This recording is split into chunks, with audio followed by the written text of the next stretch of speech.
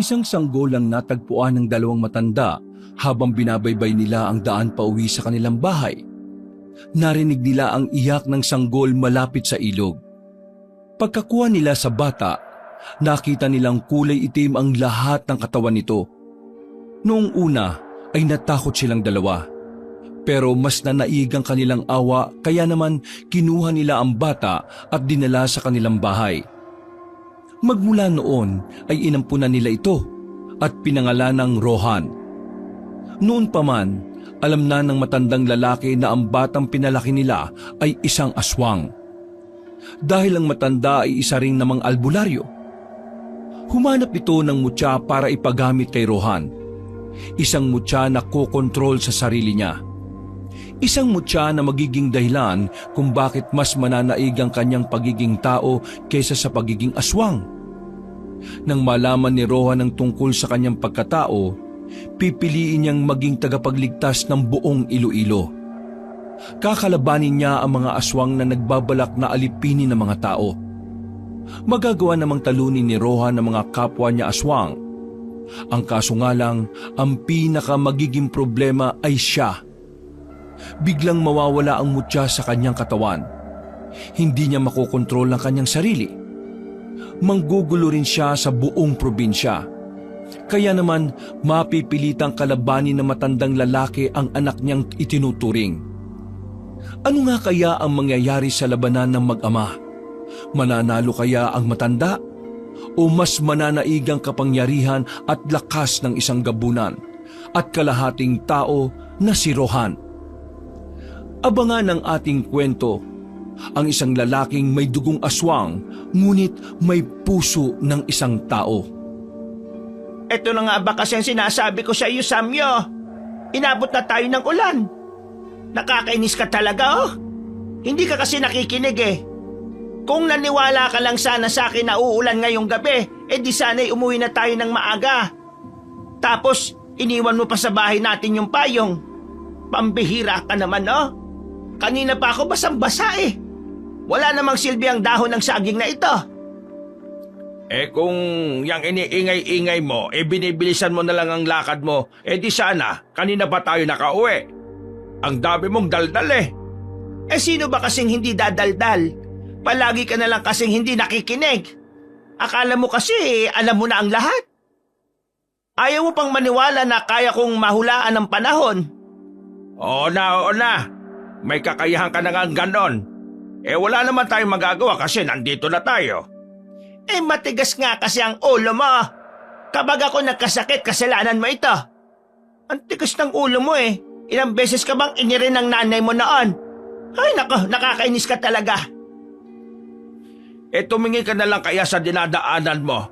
Baka mamaya ay madulas ka pa. Alam mo namang madulas na ang daan, dadaldal ka pa ng dadaldal. Yung mga sinampay ba natin kanina sa bahay, naipasok mo ba bago tayo umalis? Nako, nakalimutan ko. Pambihira ka naman ah. Tuyo na yung lahat ng mga yun eh. Nakakainis ka talaga, Samya. Sa dami ng pwede mong kalimutan, yung sinampay pa talaga natin na maghapon kung hinintay na matuya, ang kinalimutan mo. Diyos ko ka talaga. Palibas ay tumatanda ka na nga. Sos, nagsalita ang may maraming uban. Manahimik ka na nga dyan. Hampalusin kita nitong bayong eh. Galing ang dalawang matanda sa isang okasyon noong gabing yon. Inabot na sila ng ulan dahil masyadong nalibang si Mang Samyo sa pakikipag-inuman at pakikipagkwentuhan sa mga kumpare. Malakas ang ulan sa mga sandaling yon na sinasamahan din ng malakas na hangin. Kung minsan ay kumikidlat-kidlat na rin.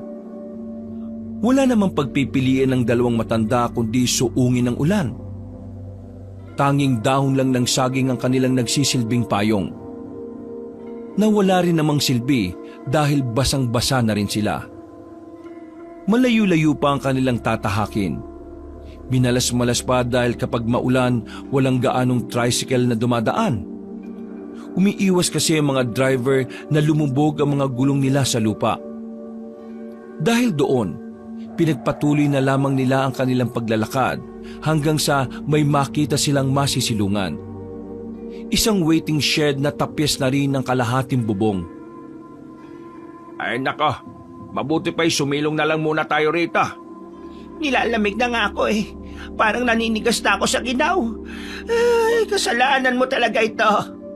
Oo na nga, kasalanan ko na. Paulit-ulit ka naman eh. Para ka namang anli. Para maalala mo lagi na kasalanan mo. Lagi mo na lang kasi nakakalimutan ng mga sinasabi ko eh. Nanahimik na lamang si Mang Samyo. Batin niyang mas lalo lang iingay ang kanyang asawa kung papatulan niya pa ito. Habang nakasilong, hindi mapigilan ni Mang Samyo na mapatingin sa paligid nila. May poste ng ilaw sa tapat nila pero mahina naman yon. Kaya naman, madilim pa rin ang paligid kung nasaan sila. Medyo nakakaramdam ang matandang lalaki ng pagkailang. Meron siyang trauma sa madidilim na sulok. Pero nilalaksan na lamang niya ang kanyang loob dahil ayaw niya ring matakot pa si Bettina. Anong problema? Bakit nanahimik ka riyan? Malamang nilalamig na ako. Tingnan mo, tingin mo, ikaw lang ang nilalamig. Nagkaila na lamang ang matandang si Samyo. Pero ang totoo, inaalerto lamang niya ang sarili sa mga posibleng mangyari. Malakas pa rin ang ulan nang magpatuloy na sila sa paglalakad. Mabilis na ang bawat takbang nila nang biglang mapatigil si Aling Bettina sa paglalakad. Nagtaka naman sa kanya si Mang Samyo kaya agad itong nagtanong. Bakit? Narinig mo ba yan? Ang alin? Kita mo ang lakas-lakas ng ulan eh. Pakinggan mong maigi. Parang may umiiyak na sanggol.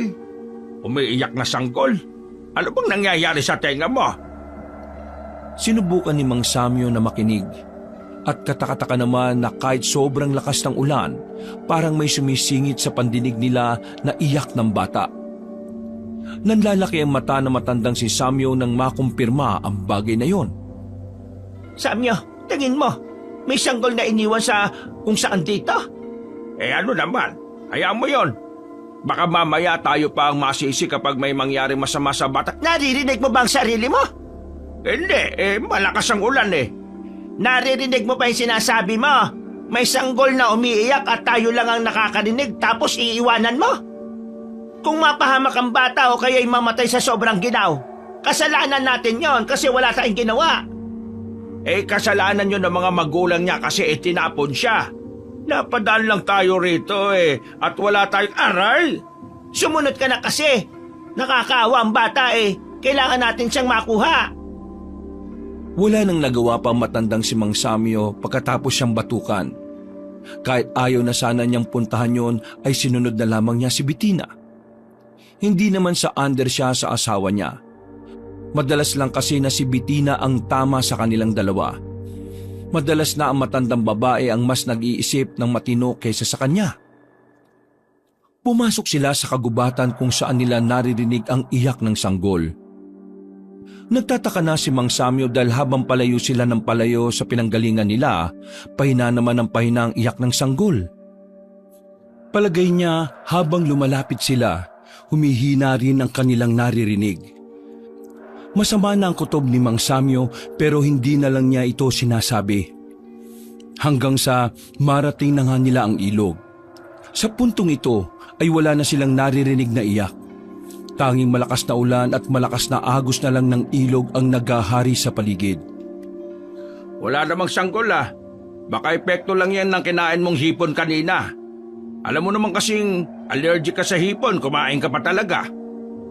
Anong connect ng hipon ha? Hibang ka na ba? Naglakad-lakad pa sila sa gilid ng ilog. Mawawala na sana sila ng pag-asa pero pagtingin nila sa likuran ng malaking bato, nakita nila ang isang sanggol na nakabalot ng tela. Agad nila yung nilapitan. Dadamputin na sana ni Aling Berta ang sanggol pero sumabay ang pagkulog at pagkidlat. Nakita nila ng malinaw ang itsura ng bata. Kulay itim ang lahat ng balat nito.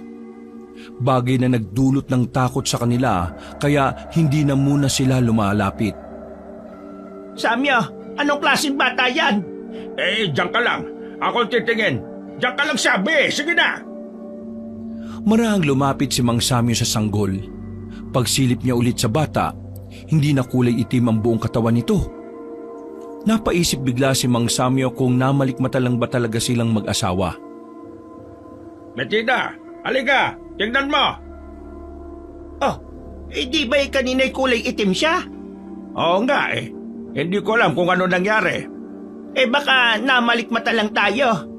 Ano bang gagawin natin sa batang ito? Kunin muna natin para maalis siya rito. Baka mamatay ang sanggol na yan kapag nababad pa siya sa ulan. Pumayag na lang din si Mang Samyo. Nakokonsensya na kasi siya kung iiwan na lang niya ng basta ang sanggol. Binitbit ni Aling Bettina ang sanggol. Tumigil na yon sa pag-iyak kaya medyo naalarma sila. Akala kasi nila ay may nangyayari ng masama sa kanila. Sino ba mga magulang mong bata ka? Napakasama naman ng mga ugali nila. Paano nila nagawang iwan ka sa gitna ng malakas na ulan? Mga wala silang puso. Mga ilang sandali pa ay nakalabas na rin sila ng kagubatan. Nakabalik na sila sa kalsada pero wala pa ring dumadaan na kahit na anong sasakyan. Kaya naman mas binilisan na lang nila ang paglalakad. Kahit madulas, kahit malamig, ay tiniis nila yon makarating lamang sila sa bahay nila. Ay nako, salamat nakarating din. Anong salamat? Kunin mo ang mga sinampay, basang-basa na Banlawan mo ulit yan. Pumasok na agad si Aling Bettina sa kanilang bahay, habang si Mang Samyo naman ay inasikaso agad ang mga sinampay. Kahit malakas pa ang ulan, ay binalawanan niya ang mga yon. Hindi naman siya nauulanan dahil meron silang parang silungan sa may gilid. Matapos ang ginagawa ni Mang Samyo, ay nagpalit na rin siya ng kanyang suot. Pagsilip niya sa kwarto nila, kita niyang masigla ang bata habang kinakausap yon ni Aling Bettina. Napangiti na lamang si Mang Samyo. May kung anong saya siyang nararamdamang tuwa. Masaya siyang nakikita si Aling Bettina na natutuwa sa sanggol. Sa isip-isip niya, marahil isang biyaya sa kanila ang sanggol dahil kahit kailan ay hindi naman nila naranasang magkaroon ng anak. Ayan, mahimbing na ang tulog niya. Hinawakan ko siya pero parang wala naman siyang lagnat. Normal ang pangangatawan niya. Malusog din naman siya. Masigla pa nga kanina Kita mo naman, hindi ba? Dadalhin pa ba natin yan sa barangay? Wag na siguro. Kapag dinala natin yan doon baka iba pa ang umampon at baka mapunta pa siya sa pangit na pamilya. O kaya baka maibalik lang ito sa mga magulang niya tapos itapon lang uli. Kung sa bagay, may tama ka naman. Dito na lang siya sa atin. Maganda nga niyan magpahinga na tayo. Mabuti nga't tumigil na rin ang ulan. Kinabukasan, maagang nagising si Mang Samyo at Aling Bettina. Abala si Aling Bettina sa pag-aasikaso sa sanggol. Habang abala naman si Mang Samyo sa pagluluto sa labas. Marami ang nagtataka kung kaninong sanggol ang nasa bahay nila. Sinasabi na lamang nila na iniwan sa kanila ng isang kamag-anak. Sa paglipas ng mga araw, mas lalong napamahal ang dalawang matanda sa bata. Pinangalanan na nga nila itong Rohan. Sobrang saya ng dalawang matanda dahil mula nang dumating si Rohan, parang mas lalo silang nagkaroon ng biyaya. Dumadami na kasi ang mga nagpapagamot kay Mang Samyo. Si Mang Samyo kasi ay kilalang albularyo sa kanila. Gumagamot siya ng mga karamdaman at kung minsan din ay nagpapalayas ng mga masasamang elemento sa katawan ng isang tao. O kaya naman ay sa iisang lugar na pinamumugaran ng mga negatibong nilalang. Napakabilis na lumipas ng panahon. 2 dekada na ang dumaan at malakas pa rin ang pangangatawan ng dalawang matanda. Para bang kahapon lang ang lahat ng mga nangyari.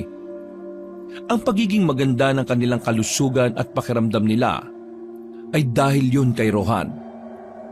Si Rohan sa una pa lang, alam na ni Mang Samyo na hindi ito normal. Ngunit mas pinili nilang ilihim na lamang yon. Dahil oras na malaman ng mga tao ang lihim ng kanilang anak, Alam nilang malalagay lang din sa alanganin ang buhay ni Rohan. Kumusta naman pala ang lakad nyo kagabi ng mga kaibigan mo, anak? Kalalabas lang ni Rohan sa bahay nila at pipikit-pikit pa. Napuyat kasi ito dahil sinuyod nila ang gubat noong kinagabihan. Wala nga kaming napalatay eh. Ang hirap pala talagang humanap ng anting-anting, ano? Sinabi ko naman kasi sa iyo na ang anting-anting ay kusa mong makikita kung ikaw ang karapat-dapat. Hindi yun hinahanap. Kasi tay, gusto ko na talagang maging antingero. Naiinggit ako sa iba naming kasama. Kabilang na sila ngayon sa grupo ni Mang Damse. Kung gusto mo talaga maging antingero, dapat marunong kang maghintay. Hindi naman paunahan yan Tandaan mo, ang pagiging tagapagligtas ay hindi paligsahan. Ito ay isang tungkulin na kailangan mong gawin base sa pangangailangan ng mga tao. Alam ko naman po yan, tay. Pero naiinggit lang talaga ako. Pakiramdam ko kasi kami na lang ang walang anting-anting sa lahat ng binata rito sa atin Huwag ka mag-alala, anak. Darating at darating din naman yan sa'yo. Kailangan mo lang hintayin ang tamang pagkakataon. Habang naghihintay ka, ituloy mo lang ang pagsasanay sa kagubatan. Dahil ang pagiging antingero hindi lang naman tungkol sa pagkakaroon ng anting-anting. Tungkol din ito sa kahusayan mong humawak ng sandata. Maraming salamat sa mga sinabi mo, tay. Kahit na papaano gumana ang pakiramdam ko. Ay, siya nga po pala. Nasaan po pala si nanay? Ang nanay mo, pubuntang palengke. Meron daw kasi roong murang isda na binebenta ngayon. Ganun po ba? Bakit? May gagawin ka ba? Wala naman po. Bakit po? Bili mo nga muna ako ng tanglad. Ilalagay ko lang mamaya sa sabaw. Agad na kinuha ni Rohan ang pera sa kanyang ama. Naglakad siya palabas ng kanilang bakuran habang tinatanggal ang muta sa gilid ng mata. Nadaanan niya ang bahay ng magkapatid na si Bal at Sario. Si Sario na mas kilala sa lugar nila bilang si Precious. Dahil na rin sa pagiging malambot at pagiging binabain nito. Uy, pre! Oh, bakit? Sama ka mamayang gabi ulit, Hahanap kami nito ni Kuya Sario ng anting-anting sa bundok ng demonyo. May narinig kasi akong usap-usapan kagabi. Sa bundok daw ng demonyo, maraming anting-anting. Naku, delikado dun. Di ba ilang beses na tayong sinabihan ni tatay na sa lahat ng bundok, yun ang hindi dapat natin puntahan? Kasi marami nga daw nila lang doon na kumukuha ng mga tao. Lahat daw nang napasok doon, malaki ang tsansa na hindi na makalabas. Sus, kalokohan lang yan. Yung mga narinig ko ngang nag-uusap kagabi, nakalabas pa rin sila kahit daw ang tagal nila ron. May nakuha pa nga silang anting-anting Di ba, Kuya Sario? How many times ko bang i-remind sa brain cells mo na Ate Precious na ang tawag mo sa Akesh? Puro ka Sario. Jombagin kita later dyan Sabi mo na kasi na totoo yung sinasabi ko. Oo, kurak ang supatembang ko na yan. Heard song kasi namin talaga na goods daw ang bundok ng devil kung want mo na makagain ng anting-anting. Ang kulit nyo talaga magkapatid, no? Delikado nga raw dun. Baka niloloko lang kayo ng mga yun para mapahama kayo. Pinarinig lang nila na dun sila galing para dun din kayo pumunta. Bakit naman nila kami gusto mapahamak? Wala naman kaming ginagawang masama sa kanila Slow mo naman, pre. Malamang galit sila sa inyo. Di ba noon pa man, lagi na nila kayong pinag-iinitan. Lalo na itong si Sario. Iritang-irita sila sa inyo. Ayaw nila kayong maging ganap na antingero. Alam mo, brother, may point ang friend natin. Don't tayo dapat mag-trust sa mga person na in the first place, hindi naman natin kasundo, di ba? Oh, buti pa itong si Sario, nagigets ako. Correction! Precious is my name. Basta, wag na wag kayong pupunta ron Napakadelikado. Kung gusto nyo, maghanap na lang ulit tayo mamayang gabi. Sasama ko kayo. Pero sa ibang lugar, hindi doon. Nagbuntong hininga na lamang si Sibal. Baka sa mukha nito ang panghihinayang. Ay, siya nga pala. May nabalitaan na ba kayo tungkol dun sa haka-haka na may namataang aswang sa gubat? Tumingin-tingin si Sibal sa paligid bago nagsalita. Wala pa. Pero ang pagkakaalam ko, totoong aswang daw talaga yun. Yun yata yung matagal nang hinahanap nila Mang Damse. Taray hindi ako bilong sa conversation. Ano pinagbubulungan nyo, ha? Ha? Wala. Hindi mo na dapat malaman. Kasi baka maihi ka pa sa takot eh. Hello! Soon to be antingero Akes. Tapos maiihi ako sa takot? In your dreams. Naglakad na lamang pabalik sa bakuran ng binabaing si Sario. Napailing na lamang din si Sibal at Rohan. Pre, wag ka sana magagalit Eto, curious lang naman ako.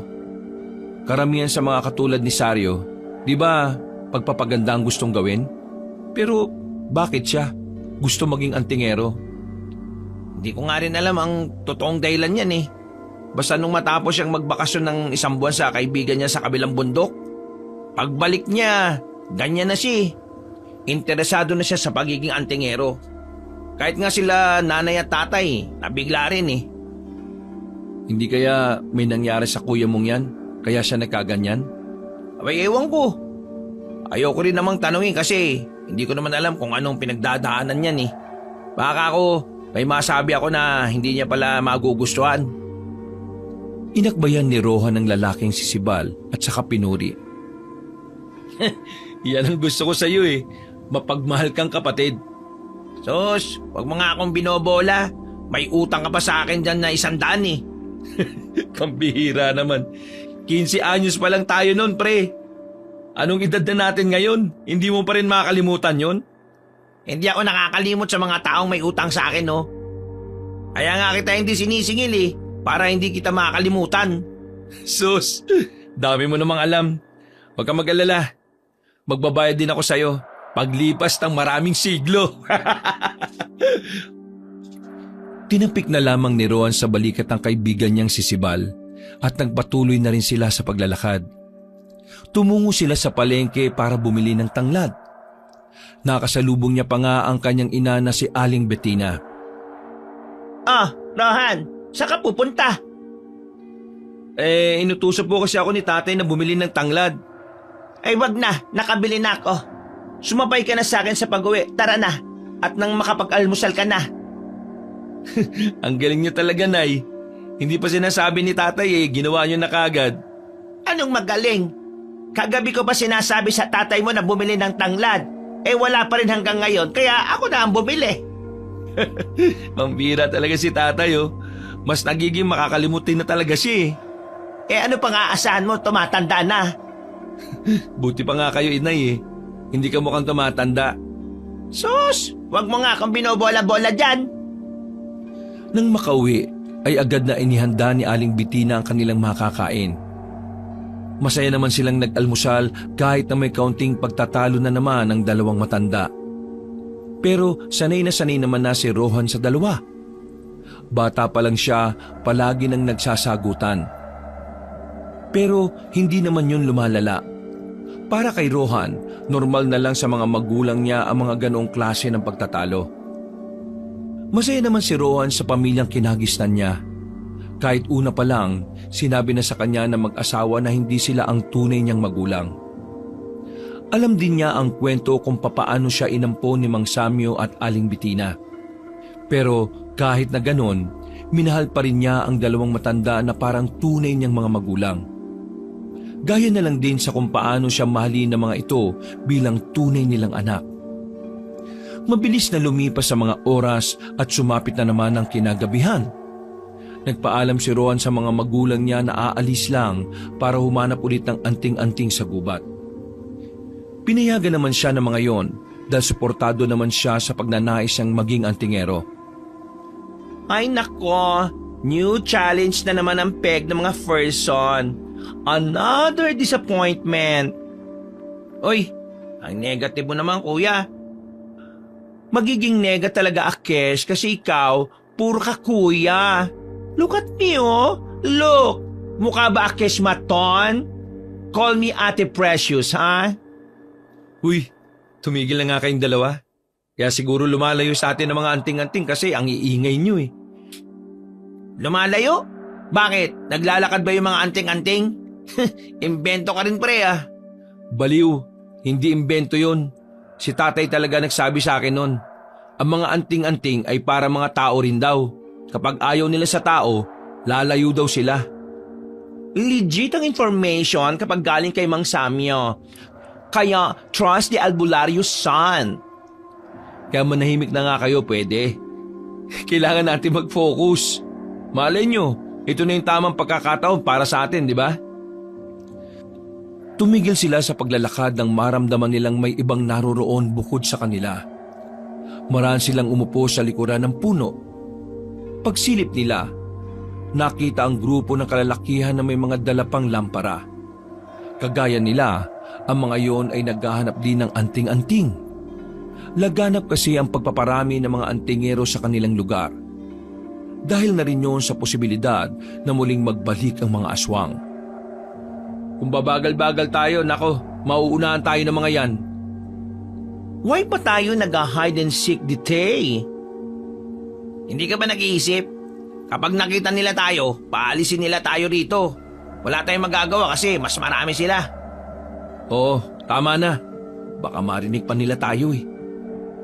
Hinintay na lang muna nilang makalayo ang mga kalalakihan. Mga ilang sandali lang ay nagpatuloy na rin sila sa paghahanap.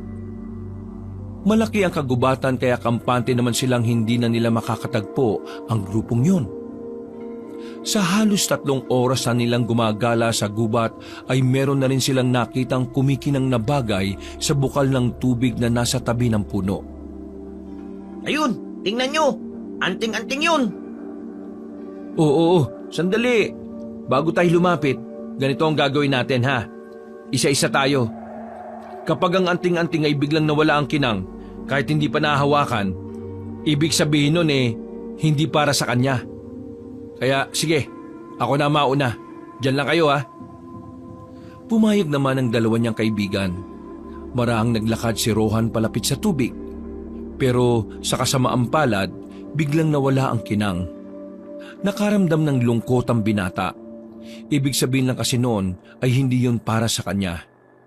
Oh, ano ba yan? Kaming dalawa na lang ni Kuya natitira. Ekis ka na, tol. Oo na. Sige na, gigilid na ako. Oh, ako na muna ha. Sabik na ako, baka akin na yan eh. Nakangiti pa ang binatang si Sibal habang unti-unting lumalapit. Pero kagaya ng nangyari kay Rohan, nawala lang din ulit ang kinang. Kahit nagkaganon, hindi naging kampante si Sario. May posibilidad din kasi na wala sa kanilang tatlo ang nagmamay-ari ng anting-anting na nasa tubig. O kuya, ikaw na. Ikaw na lang ang pag-asa natin. Well, ang mga Princess Precious talaga ang nagwawagi sa ending ng story. Pakimbot-kembot pa si Sario nang lumapit siya roon. Normal lang at kalmado niyang kinuha ang anting-anting. Hindi man lang nawala ang kinang nito kahit na nasa kamay na niya.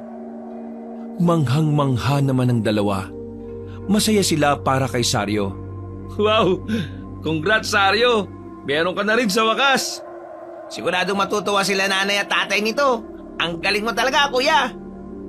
From now on, Precious nang itatawag niyo sa Akesha, ang antingerang hindi inggitera. Humawi pa ng buhok si Sario at saka naglakad na parang rumampa. Sumunod naman agad si Sibal doon. Samantalang si Rohan naman ay sandali munang napaisip. Nakaramdam siya ng inggit, pero hindi pa rin naman siya nawawala ng pag-asa. Hanggat nasa kagubatan sila, mananatiling positibo ang utak niya. Na darating din ang oras na magiging antingero na rin siya. Samantala, tuwang-tuwa naman si Sario sa anting-anting niya. Isang tingga na hugis puso ang nakuha niya. Ibang-iba ang hugis nito kumpara sa mga anting-anting ng ibang kakilala nila. Ngayong may anting-anting ka na, sigurado makakapasok ko na rin sa samahan nila Mang Damsa.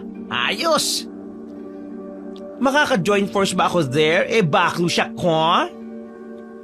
Hindi naman siguro issue sa kanila ang kasarian mo. Ang malaga, isa kang antingero at may maitutulong ka sakaling may mangyaring kaguluhan.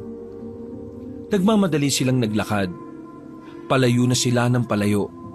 Medyo nakalimutan na rin nila ang daan pabalik. Pero wala silang pakialam. Ang tanging mahalaga lamang sa kanila ay makakuha ng anting-anting. Nang makaramdam sila ng pagod, tumigil na muna sila sa kakahuyan. Inilabas nila ang daladalang singkamas at yun ang kanilang pinaghatian. I'm thinking, para saan kaya ite? Kaya nga kailangan mo sumali kina Mang Damsa para malaman mo kung ano ang totoong kapangyarihan ng anting-anting mo. Ama si Rowan. Si Mang Damsel lang naman kasi ang may kakayahan na buhayin ng diwa ng anting-anting, di ba? Kaya kailangan mo na talaga sila. Matapos makapagpahinga, umalis na rin sila roon. Meron naman silang nadaanan ng malawak na kapatagan. Tuyong-tuyo ang lupa. Lagas din ang mga puno at mga halaman. Medyo kinilabutan sila roon dahil ganun-ganon ang mga lugar na nakikita lang nila sa mga palabas. Mukhang masama ang kutob ko sa lugar na to ah. Bakit? May nakikita ka bang hindi namin nakikita? Ha? Wala naman. Masama lang ang kutob ko. Tara na nga.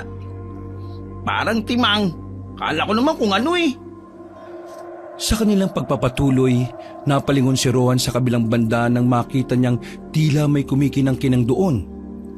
Hindi siya nagatubiling sabihin sa dalawa niyang kaibigan. Ayun, tingnan nyo oh. Mabilis na naglapitan ng magkakaibigan doon.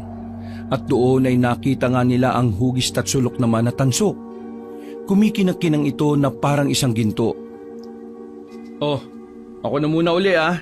Saryo, doon ka na sa gilid. Hindi ka naman nakasali dahil meron ka na. Kaya doon ka. Aray ko! Aray ko naman, bruha ka. Huwag mo naman nakisitulak, no? Ipagdasal mo, pre, na isa na sa atin ang may-ari niyan. Oo nga, sana nga. Huminga ng malalim si Rohan. Nakakailang hakbang pa lamang siya. Nakita na niyang hindi na kumikinang ang anting-anting. Nakaramdam na naman siya ng lungkot, pero hindi na lamang niya yon pinahalata. Wala. Hindi yata sa akin. O pre, ikaw naman. Ayos! Baka sa akin na ito. Nagpatunog pa ng mga daliri si Sibal na akala mo'y manununtok ng tao. Marahan din itong lumapit. At nang mahawakan na nito ang anting-anting, ay nakita nilang hindi man lang nawala ang kinang. Halos nagtatatalon sa tuwa ang binatang si Sibal. Sa wakas ay meron na rin siyang anting-anting matapos ang halos 3 buwang paghahanap. Gagi! Antingero na ako! Ha! May anting-anting na ako! Makakalaban na rin ako sa mga masasamang elemento na yan! Habang nagdiriwang ang dalawang magkapatid, ay nasa gilid si Rohan. Nakangiti pero aminadong inggit na inggit. Huminto si Saryo at si Bal nang mapansin si Rohan.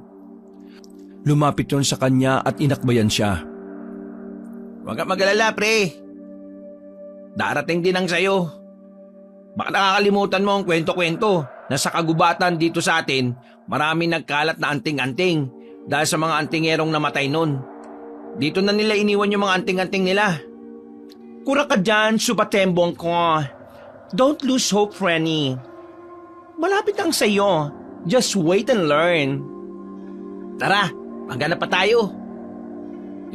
Tama na siguro to. Sa susunod na araw na lang ulit. Anong oras na rin, no? Napakalayo na natin sa atin. Ha? Sigurado ka ba? Oo. Delikado na rin kung lalayo pa tayo ng lalayo. Siguro, tama nga kayo. Hindi lang ito ang tamang pagkakataon para sa akin. Sumang-ayon na lamang ang magkapatid at agad na naglakad. Ang kaso nga lang, wala na isa sa kanila ang nakakatanda ng pinanggalingan nila. Kaya naman hindi naging madali para sa kanila ang makabalik sa kanilang baryo. Isang oras na silang naglalakad pero hindi pa rin nila mahanap ang tunay na daan. Kung ano-anong suot na nila ang ibinaliktad na nila sa pag-aakalang pinaglalaroan sila ng engkanto. Pati nga rin brief nila at panty ni Sario ay binaliktad na rin nila. Hassle ang going home natin ah. Kanina kasi nag-telling the truth ako sa inyo na once di kayo nagpe-pay attention sa direction, maliligaw tayo ng landas, mga bruha kayo. Hindi naman makakatulong kung magsisisiyan pa tayo ngayon. Hanapin na lang natin yung daan. Oo, tama ka si Bal. Huwag na tayo magsisiyan. Pero paano nga natin hahanapin? Parang pabalik-balik lang tayo rito eh. Nagbuntong hindi nga ang binata. Napapailing na lamang siya dahil sa pagkadismaya. Dito kaya sa direksyon natin na to, subukan natin. Ay nako, sige tara. Nauna si Rohan sa paglalakad. Sa mga sandaling ito ay inakala nilang babalik na naman sila sa pinanggalingan nila.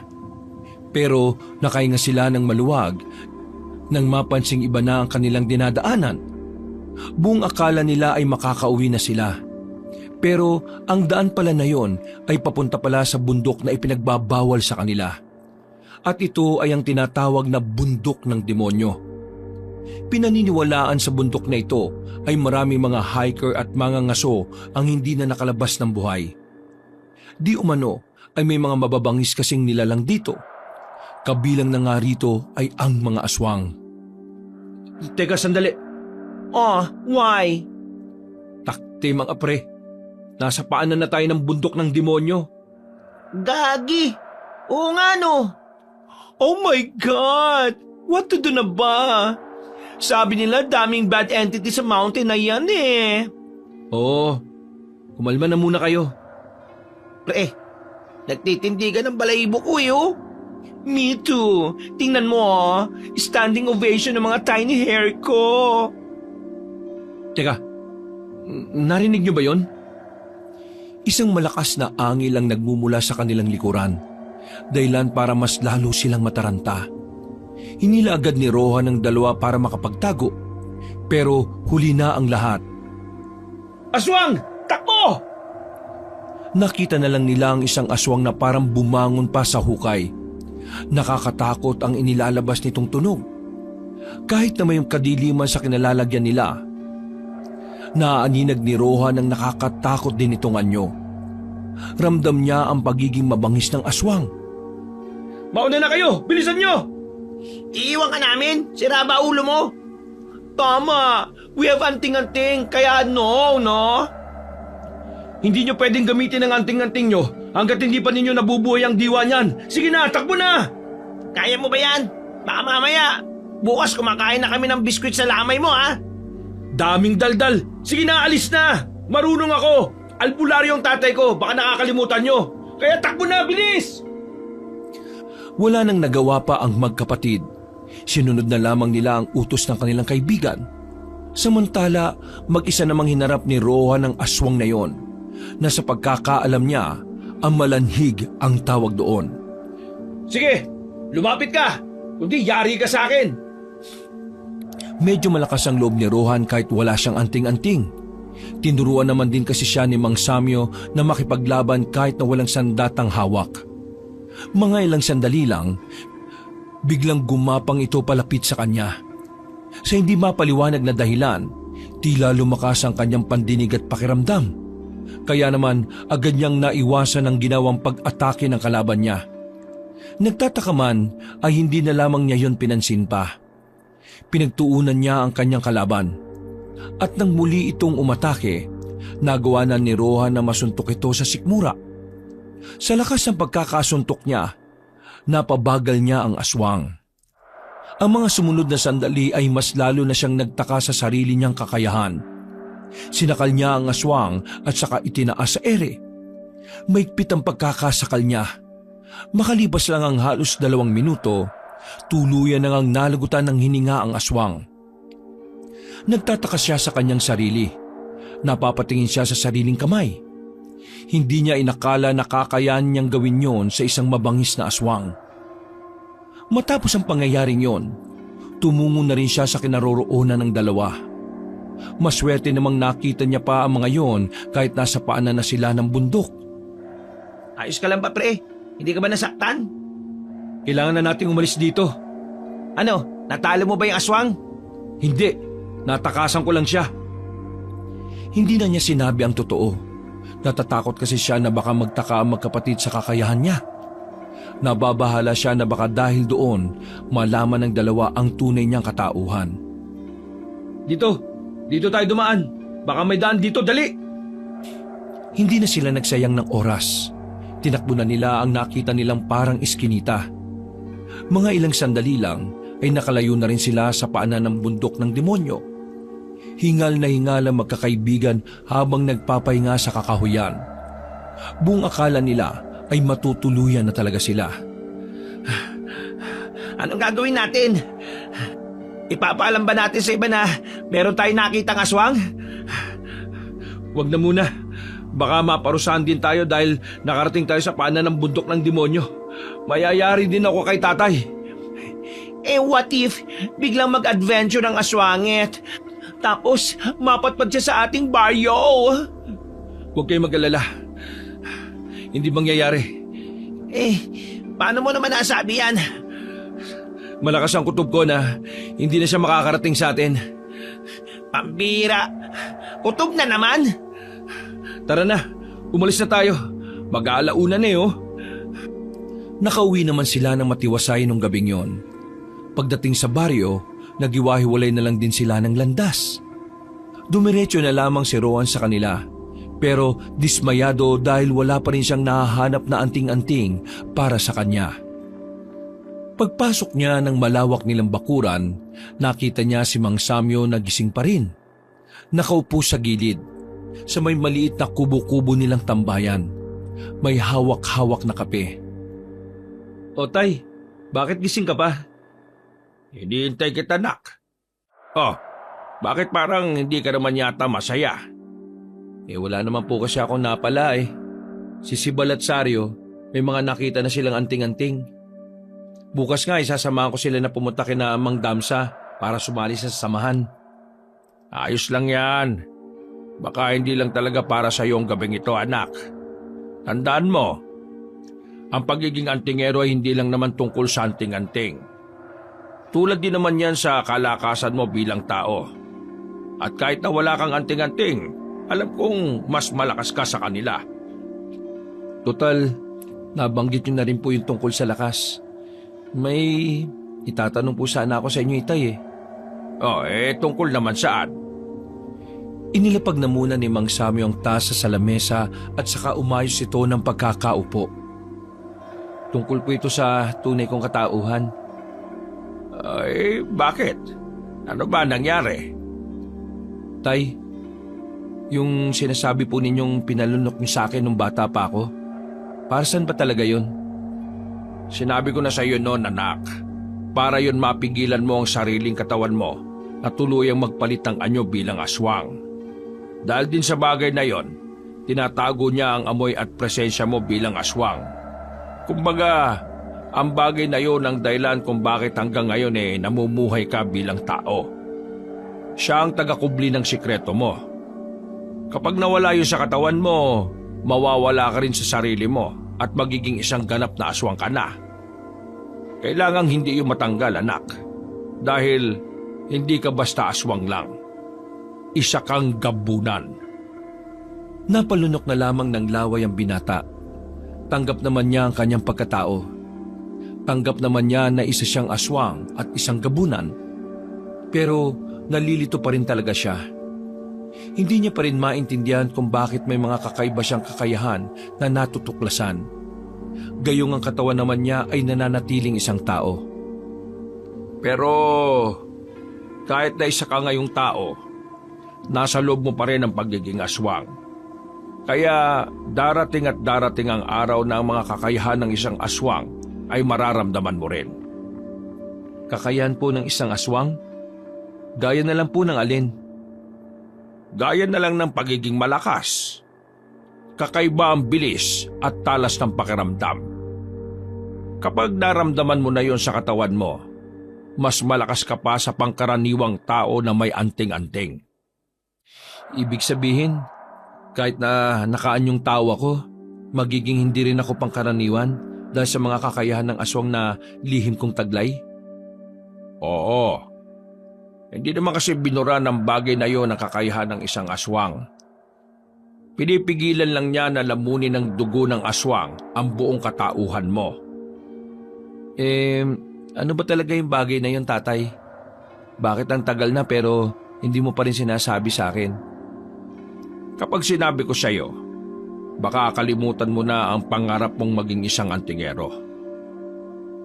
Ano pong ibig niyong sabihin? Gusto ko pong malaman.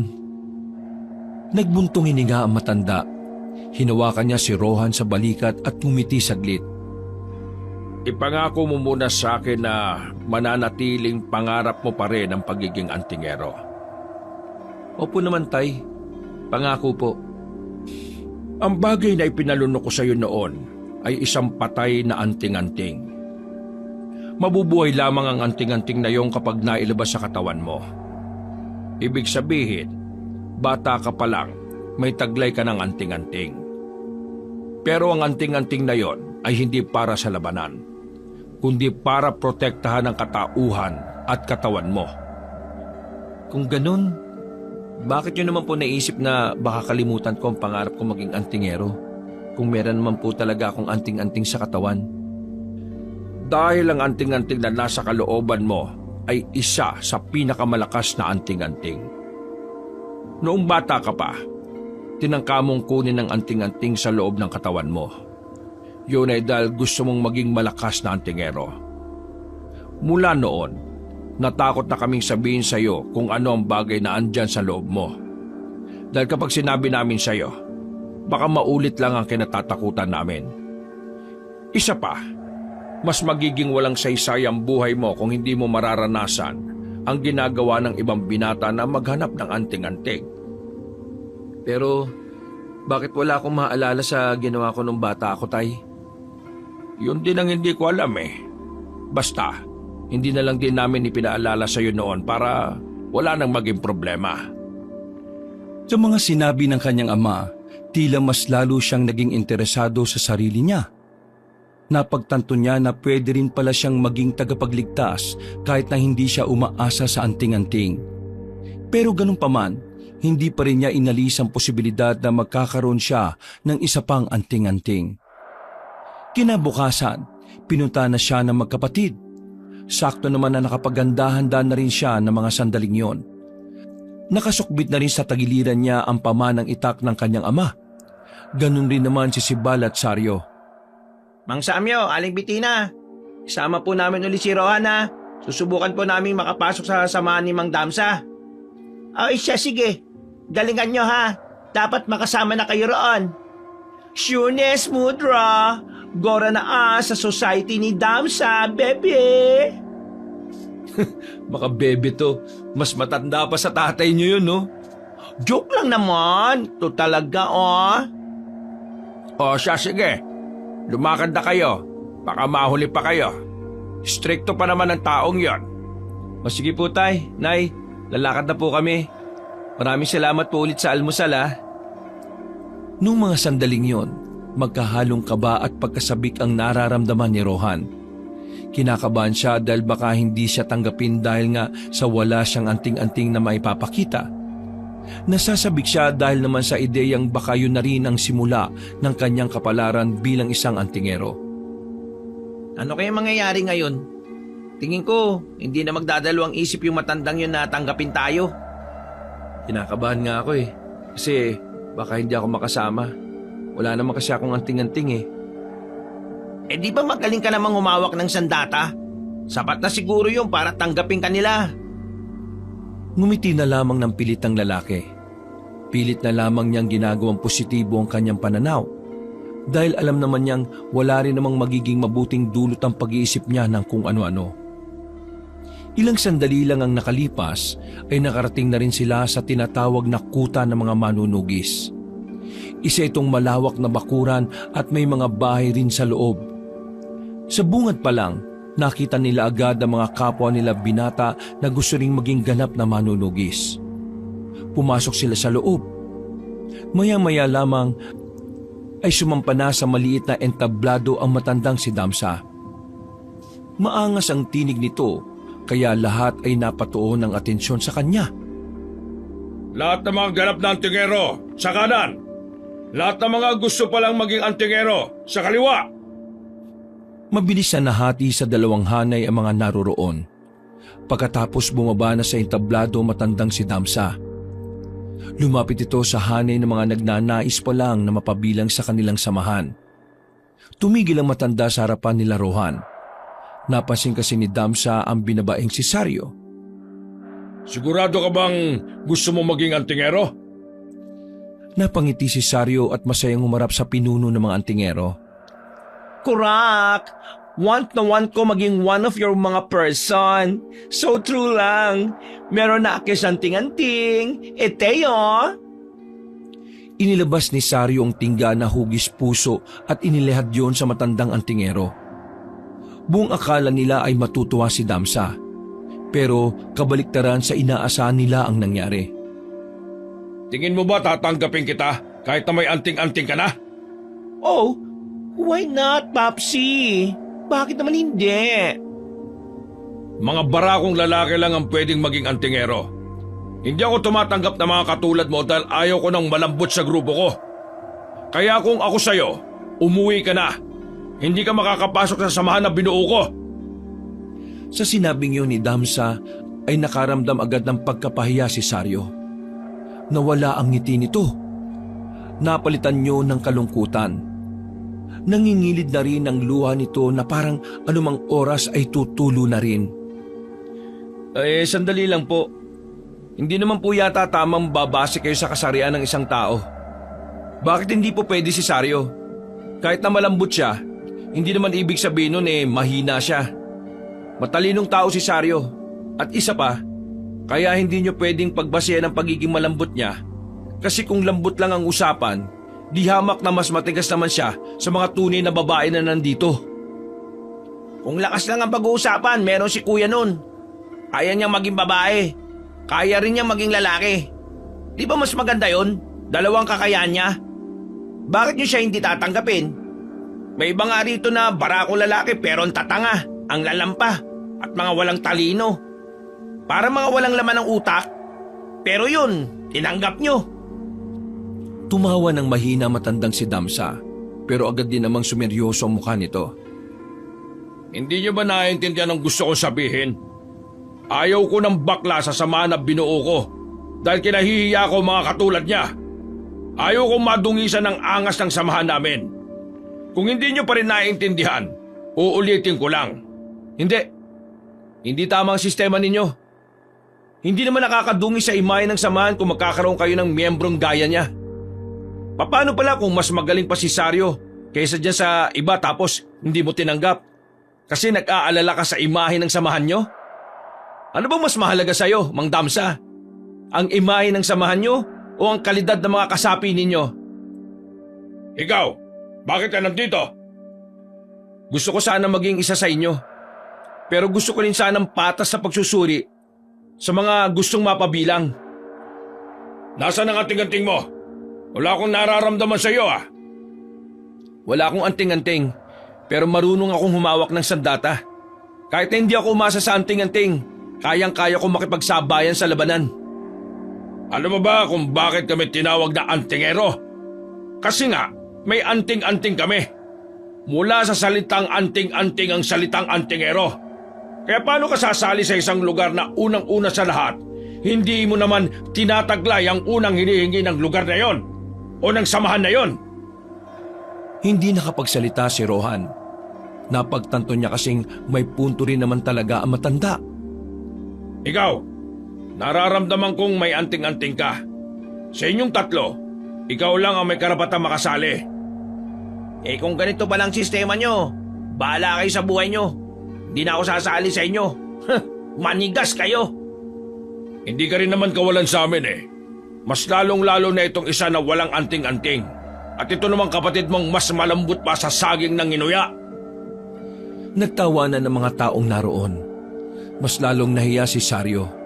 At sa puntong ito ay tuluyan ng umagos ang luha ni Saryo. Tumakbo ito paalis.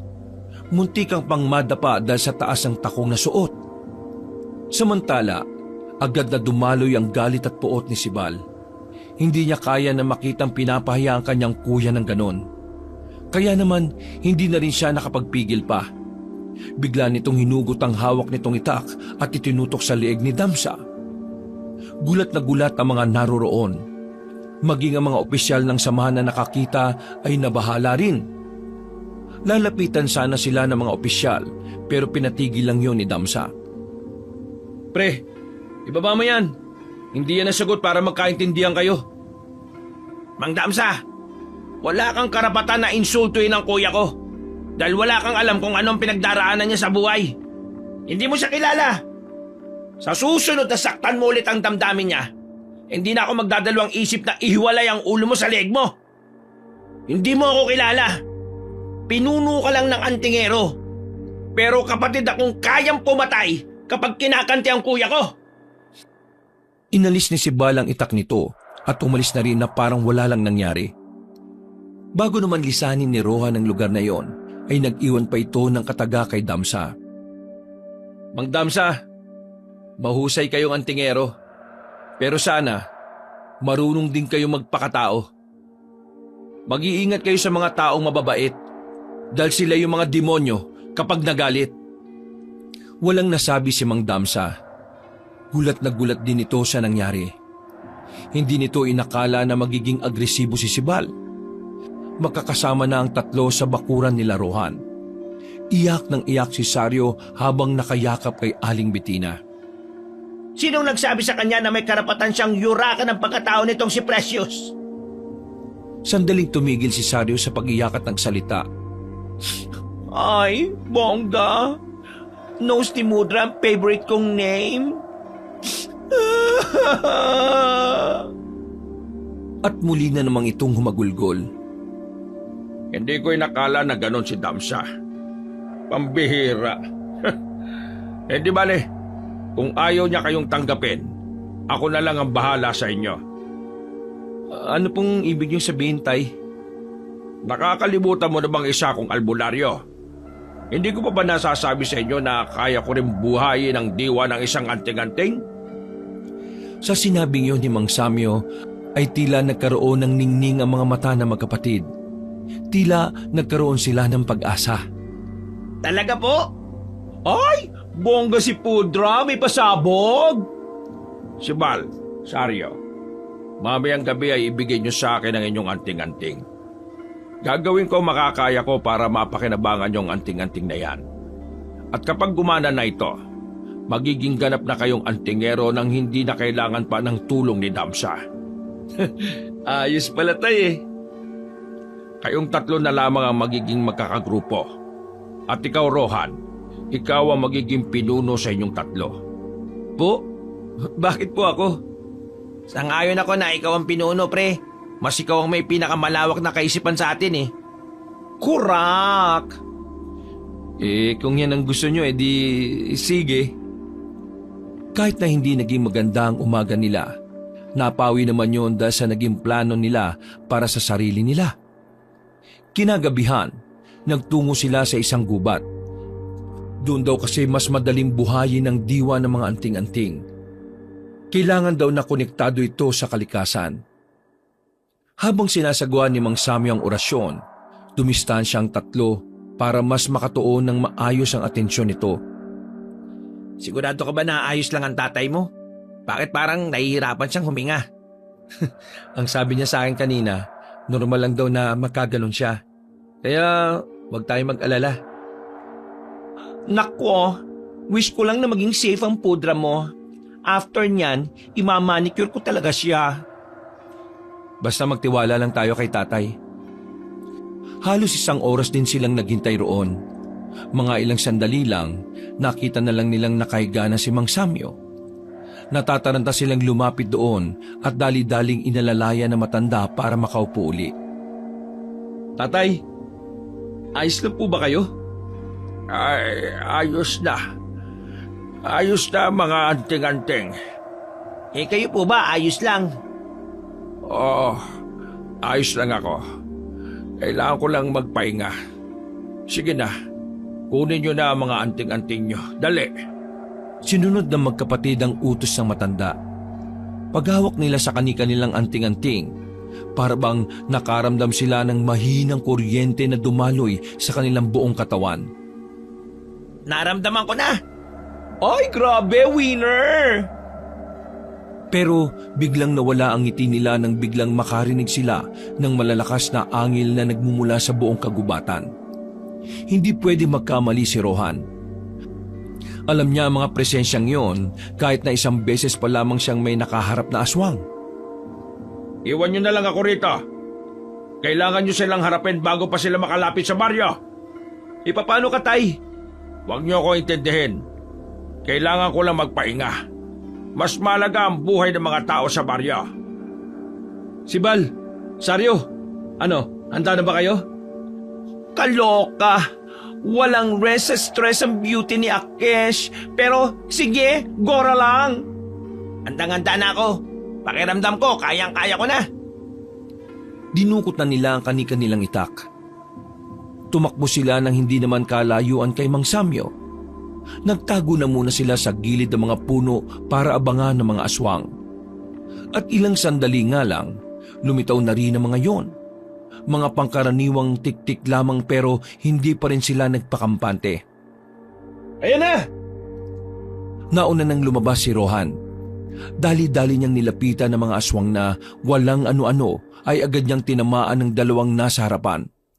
Walang kahirap-hirap niya itong napaslang. Napangangan na lamang ang magkapatid dahil sa kakaibang lakas at bilis ni Rohan. Hindi nila yun inaasahan. Ang buong akala kasi nila, silang dalawa ang magdadala ng laban. Pero sa nakikita nila, parang hindi na nila kailangan pang lumabas. O ano pang tinitingin-tingin nyo dyan? Sumunod kayo rito, marami sila. Sabi ko nga eh. Lumabas na rin si Sibal at Saryo. Nakipagsabayan na sila sa mga aswang. At dahil sa anting-anting ng dalawa na agad din namang gumagana, natulungan nila si Rohan na ubusin ang mga aswang. Napapangiti pa sila matapos nilang mapaslang ang mga yon. Walang paglagyan ng kanilang tuwa dahil sa naipanalo nila ang kanilang unang laban. Ang sarap pala gumamit ng anting-anting mga pre. Bonggang-bongga, para ako nasa heaven. Ang shootanes pero carry bells. Hindi ako makarelate. Wala naman akong dalang anting-anting eh. Lintik ka. Mas magaling ka pa nga sa amin kahit na wala kang dalang anting-anting eh. Ganun oh. Boom! Pak! Pak! Whoosh! Whoosh! Pak! Kaling mo pre. Hindi ko nga rin alam kung bakit eh. Pero pakiramdam ko, natural na yun sa akin. Wow! Humble ang person na ito. Uy! Si tatay mo, Rohan. Ay, oo nga pala. Binalikan nila agad ang matandang si Samyo. Inalalayan nila yun na makatayo. Tara, umalis na tayo rito. Baka mas maraming aswang pa ang dumating. Tama na ito sa ngayon. Ang gagaling niya. Inakay nila ang matanda at bumalik na lamang sila sa kanilang bahay. Alalang-alala si Aling Bettina nang makitang lantang gulay ang asawa. Pero buti na lang napainom agad ito ng nilagang malunggay. Kaya kalahating oras lang ang nakalipas, medyo bumalik na rin ang lakas ng matanda. Ang tatlo naman ay naghugas ng katawan. Tumalsik kasi sa kanila ang mga dugo ng mga aswang. Totoo ba na may mga aswang na ulit? Oo, Nay. Nakalaban nga po namin eh.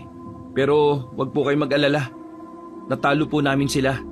Ang kaso nga lang po, mahihinang aswang pala yun. Hindi po kami dapat maging kampante. Kahit na, delikado pa rin kaya dapat lagi kayo mag-iingat. Hindi ba kayo nasugatan? No more sakit, no more sugat ang mga first son. Ay mabuti naman kung ganon. Ako kayang asikasuhin mo. Kakabalik lang kasi ng lakas ko eh. Ay nako, nainggit ka na naman kagad. Pero seryoso, Tay. Nakakabahala na ganong karaming aswang agad ang nagpakita. Paano na lang kaya kung unang lumusob ang mga aswang na medyo malalakas at mabibilis? Paano na lang ang baryo? Yun nga ang dapat natin pagandaan. Huwag na tayong umasa sa kinadamsa. Nasisiguro ka namang iba rin ang gusto nilang gawin eh. Pero kanina, napansin niyo ba yung isang lalaki na nasa gilid lang? Lalaki? Sinong lalaki yung sinasabi mo? Wala naman ako nakita. Na side song ko rin yarn. Sino kaya yun, no? Nanonood lang siya sa nangyayari. Tapos, umalis na rin kaagad matapos nating matalo yung mga aswang. Malakas ang kutob ko na siya ang pinuno ng mga aswang. Paano nyo naman po nasabi yun, Tay? Sobrang bigat ang pakiramdam ko. Nakita ko rin siya eh. At tingin ko, sinubukan niya lang kayo. Inalam niya lang siguro kung gaano kayo kalakas. Kung totoo man ang hinala ko na yon ang pinuno ng mga aswang, isa lang ang ibig sabihin nun. Kilala na niya kayo. At dahil kilala na niya kayo, mas magiging maliit na ang mundong gagalawan ninyo. Babantayan na niya kayo.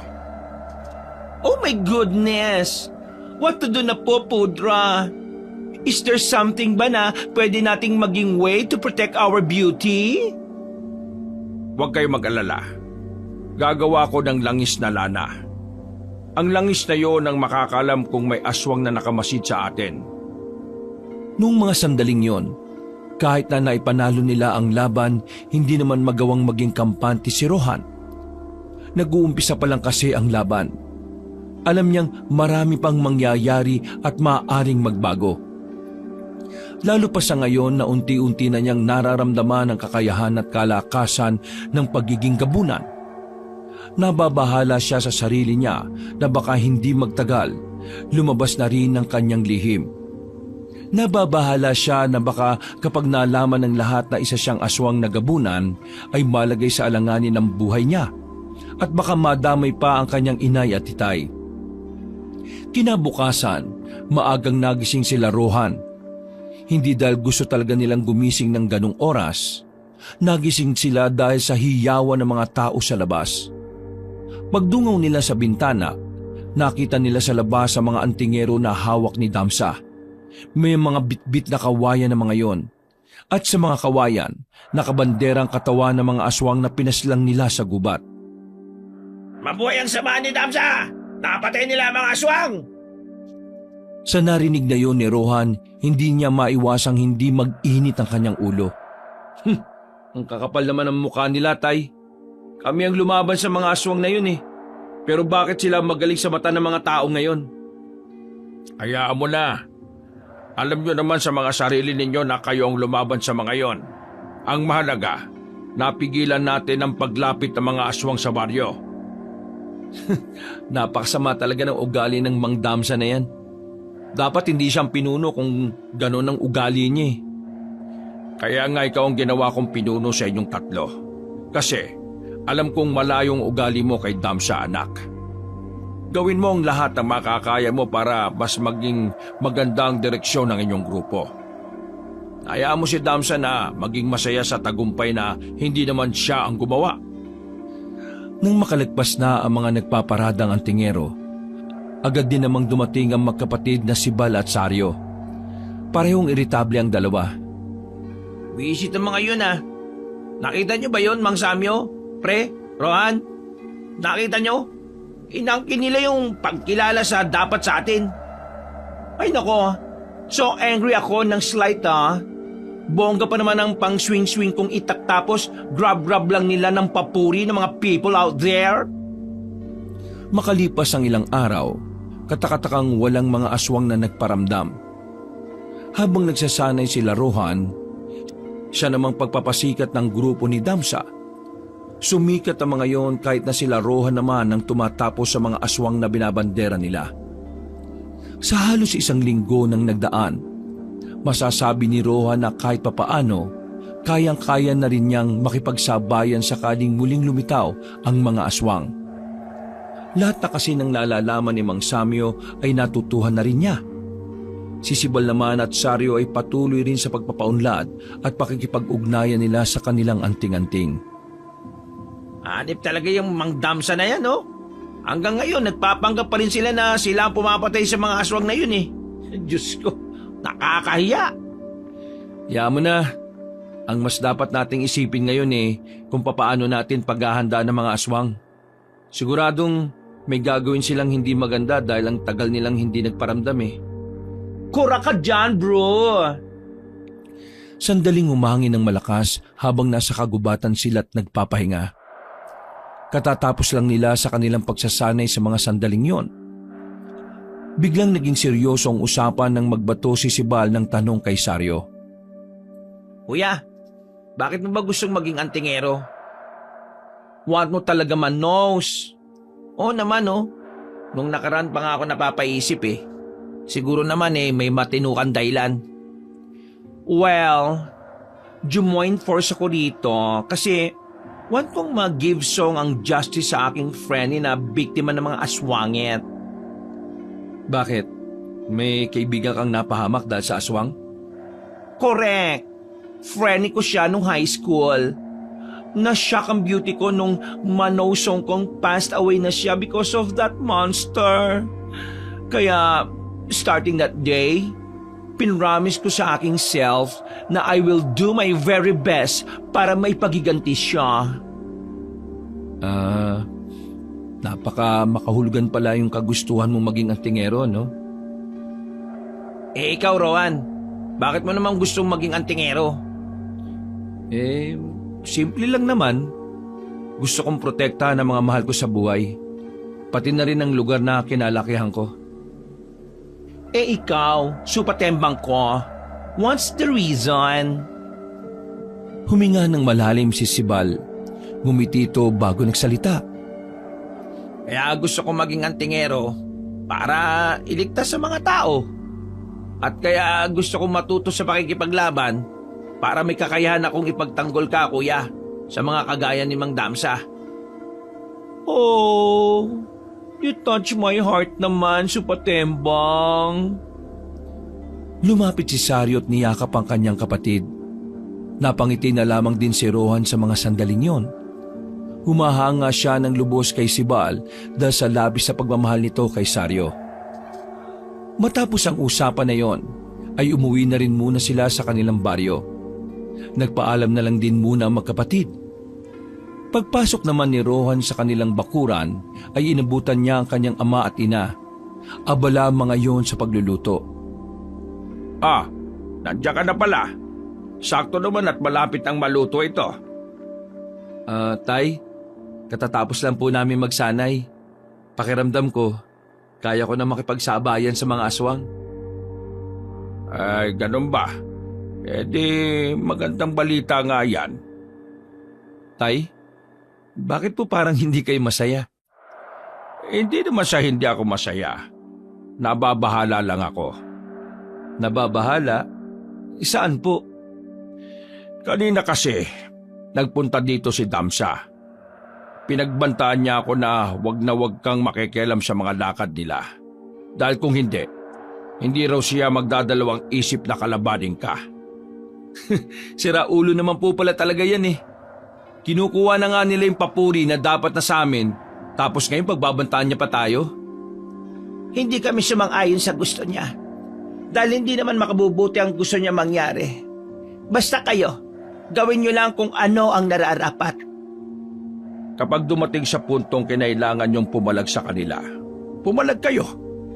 Pero hanggat hindi nila kayo ginagalaw, mga aswang lang ang dapat niyong pagtuunan. Opo, naiintindihan ko po.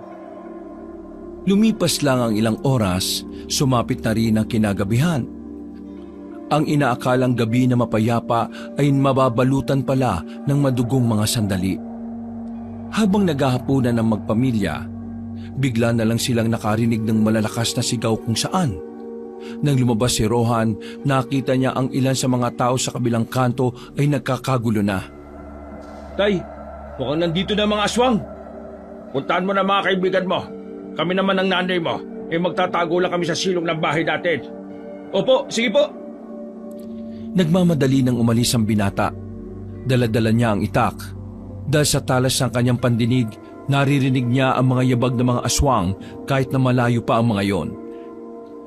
Sa kaliwa, tama. Tumakbo na si Rohan at tinungo ang daan sa kaliwa. Nang makarating siya sa ikatlong bahay, nakita niyang may mga aswang nasa bubungan ng bahay. Hindi na nagsayang pa ng pagkakataon si Rohan. Tumakbo siya at tumuntong sa bakod. Maging siya ay nagulat din nang makalundag siya paakyat sa taas ng bahay. Mga salot! Pinagtatataga niya ang mga nilalang. Dinumog siya ng mga yon, pero dahil sa kakaiba niyang lakas, nagtalsikan lang din ng mga yon. Bumagsak sila sa bakuran habang nakikipagbunuan sa kanyang kalaban. Sa puntong ito ay napalibutan na siya ng mga yon.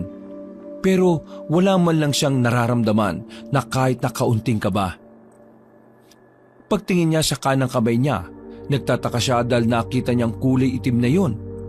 Kinabahan siya dahil ang bagay na yon ay mga senyales na nangingibabaw na ang pagiging gabunan niya. Pero kahit na ganon, kontrolado pa rin naman niya ang kanyang sarili. Yun ay dahil sa anting-anting na nasa loob ng kanyang katawan. Dahil sa magkahalong pagkamangha at pagkawindang, hindi na niya namalayan na nakalapit na pala sa kanya ang dalawang aswang sa kanyang likuran. Naramdaman na lang niya ang pagbaon ng mahahabang kuko ng mga yon na humagod hanggang bewang. Wisit! Hindi na muna niya pinansin ang kanang kamay niya. Pilit niyang maibalik ang kanyang focus sa mga aswang na nakapalibot sa kanya. At nang makapag-concentrate na siya, ginamit niya ang kanyang bilis bilang gabunan para kalabanin ang mga yon. Pati ang mga aswang na naroon ay napanganga na lang din. Inisa-isa ni Rohan ng mga kalaban niya. Pinagbababali niya ang leeg ng mga yon. Ang iba naman ay binasag niya ang mukha sa pamamagitan lang ng kanyang malakas na suntok. Mga mahihina naman pala kayo eh! Patawa-tawa pa si Rohan ng mga sandaling yon. Pero ang hindi niya alam, nakita pala na magkapatid ang mga ginawa niya. Maging ang nagkukulay itim na kamay niya. Rohan, anong nangyari dyan sa kamay mo? Agad niyang naitago sa likuran ng kanang kamay niya at hindi niya alam ang kanyang sasabihin. Kaya naman iniba na lamang niya ang usapan. Wala na akong oras para magpaliwanag pa. Ang mabuti pa, sumama na lang kayo sa akin. May mga aswang pang lumilibot sa baryo natin. Nauna nang naglakad si Rohan. Sumunod naman sa kanya ang magkapatid. Hinanap nila kung nasaan pa ang ibang aswang. Pero sa halip na aswang ang makaharap nila, nakasalubong pa nila si Mang Damsa. Mabuti na lamang ay bumalik na sa dating kulay ang kamay ni Rohan. Masama ang tingin sa kanila ni Mang Damsa. Tila hindi nito nagugustuhan ang kanilang gagawin. Ano sa tingin niyo ang ginagawa niyo, ha?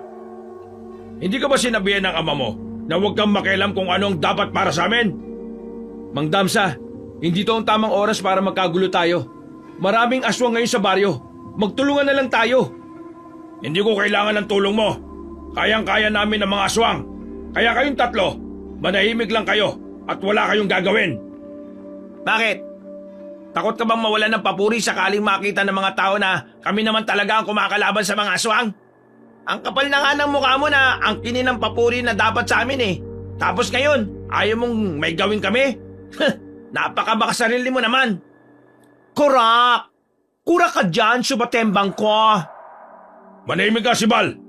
Wala ka pang may pagmamalaki sa akin, kaya hindi ka dapat magmataas. Sa oras na may gawin kayo, ha? May mangyayari sa inyo. Hindi ako natatakot sa inyo.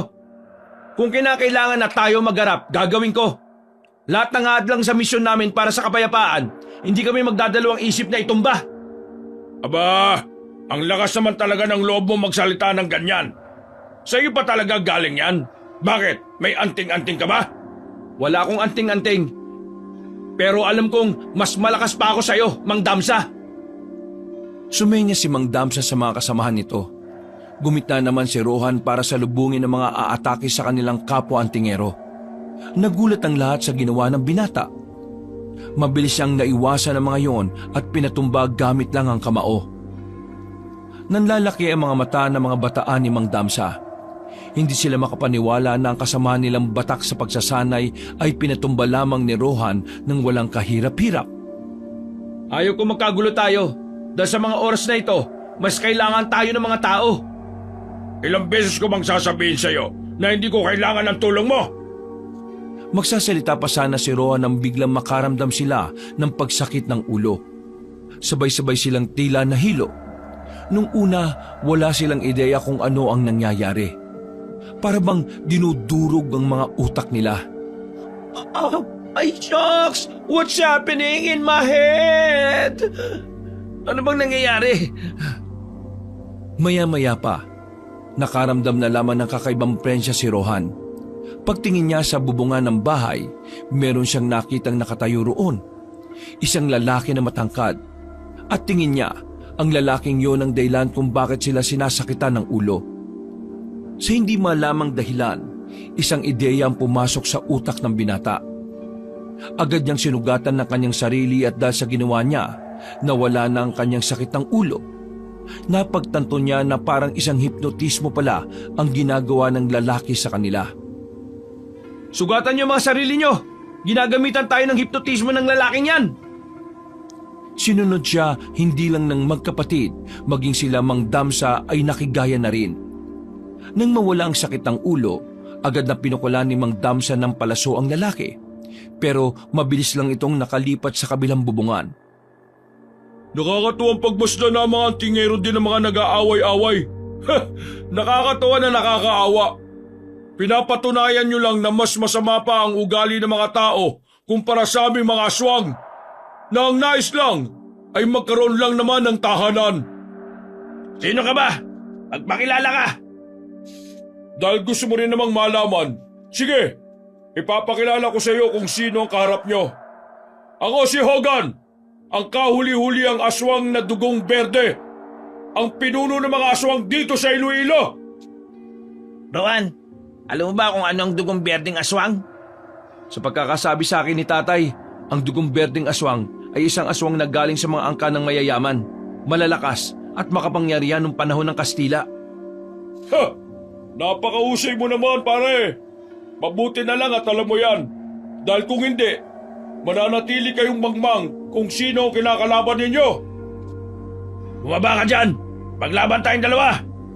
Tanda, hindi ka ang gusto kong makalaban, kundi siya. Tinuro ng lalaking si Hogan si Rohan. Nainsulto naman agad si Mang Damsa dahil sa sinabi ng lalaking yon. Kaya sa halip na tanggapin ang sinabi noon, kumuha ulit ng palasong matanda at pinukulan ulit ang lalaki. Pero sa kasamaang palad, hindi pa rin yun nakatama. Para bang pinaglalaroan lang siya ni Hogan. Isa sa mga dapat mong nalaman, na hindi ako basta-basta napapatay lang ng isang patalim gaya ng palasong yan. Mapipikon ka lang tanda dahil hindi mo ako matatamaan. Kayo, anong tinitingin-tingin nyo? Lusubin nyo na ang siraulong yan!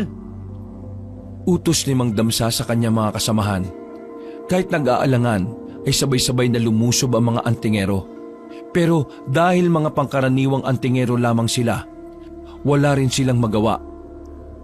Sa mismong harapan nila, nakita nila kung papaano pagpapapaslangin lahat ni Hogan ang mga yon gamit lang ang isang kamay. Maging si Rohan at ang mga kapatid ay nabigla rin. Kakaibang bilis at lakas ni Hogan. Ibang-iba yun sa lahat ng aswang na kanilang nakaharap. Dito nila mas napatunayan na talagang hindi nga basta-basta ang pinuno ng mga aswang. Sa mga susunod na araw, ay magiging amin na rin ang baryong ito. Hindi ka magtatagumpay sa gusto mo mangyari! Walang sinayang na sandali ang lalaking si Rohan. Mabilis niyang nilapitan si Hogan. At dahil sa hindi normal ang mabilis na ginawa niya, nakalapit agad siya kay Hogan at nagawa niya itong suntukin sa muka. Narinig pa nga nila ang pagtunog ng leeg ni Hogan sa sobrang lakas ng suntok. Ang buong akala nila ay nabali na ang leeg nun. Pero kinilabutan sila nang makitang ibinalik lang ulit ni Hogan ang kanyang leeg. Hindi ka pagkaraniwan, pare. Nararamdaman ko. Hindi ka tao. Kita sa mukha ni Mang Damsa ang pagtataka. Ganun din ang reaksyon ni Sibal at Saryo. Kinakabahan tuloy si Rohan dahil iniiwasan talaga niyang malaman ang pagiging gabunan niya. Tama ko, di ba? Hindi ka tao, pare. Alam na alam ko yan. Kasi pareho tayo. Amoy na amoy kita. Kilalang kilala ko ang lukso ng dugo mo, pare. Pareho tayo. Anong pinagsasabi mo? Nababaliw ka na ba? Paano tayo magiging magkapareho? Aswang ka.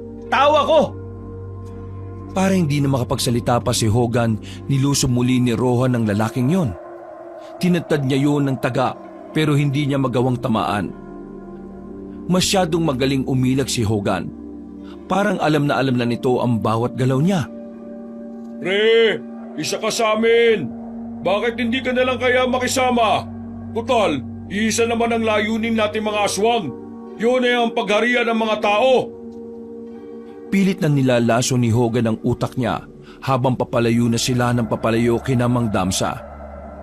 Natigil ang kanilang laban saglit nang tumungtong sa pose si Hogan. Alam ko na. Kaya mo ko inaatake para makalayo tayo sa kanila. Siguro ayaw mong malaman nila na aswang ka, no? Na isa kang gabunan. Na isa ka sa mga malalakas na aswang kapag pinanindigan mo.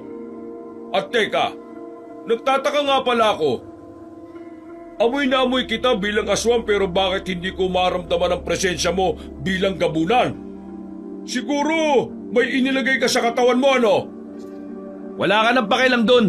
Bumaba ka dito at maglaban tayong dalawa. Ayoko na ng maraming daldal. Hindi ngayon, Rohan. Nagbago na ang isip ko eh. Babalikan kita.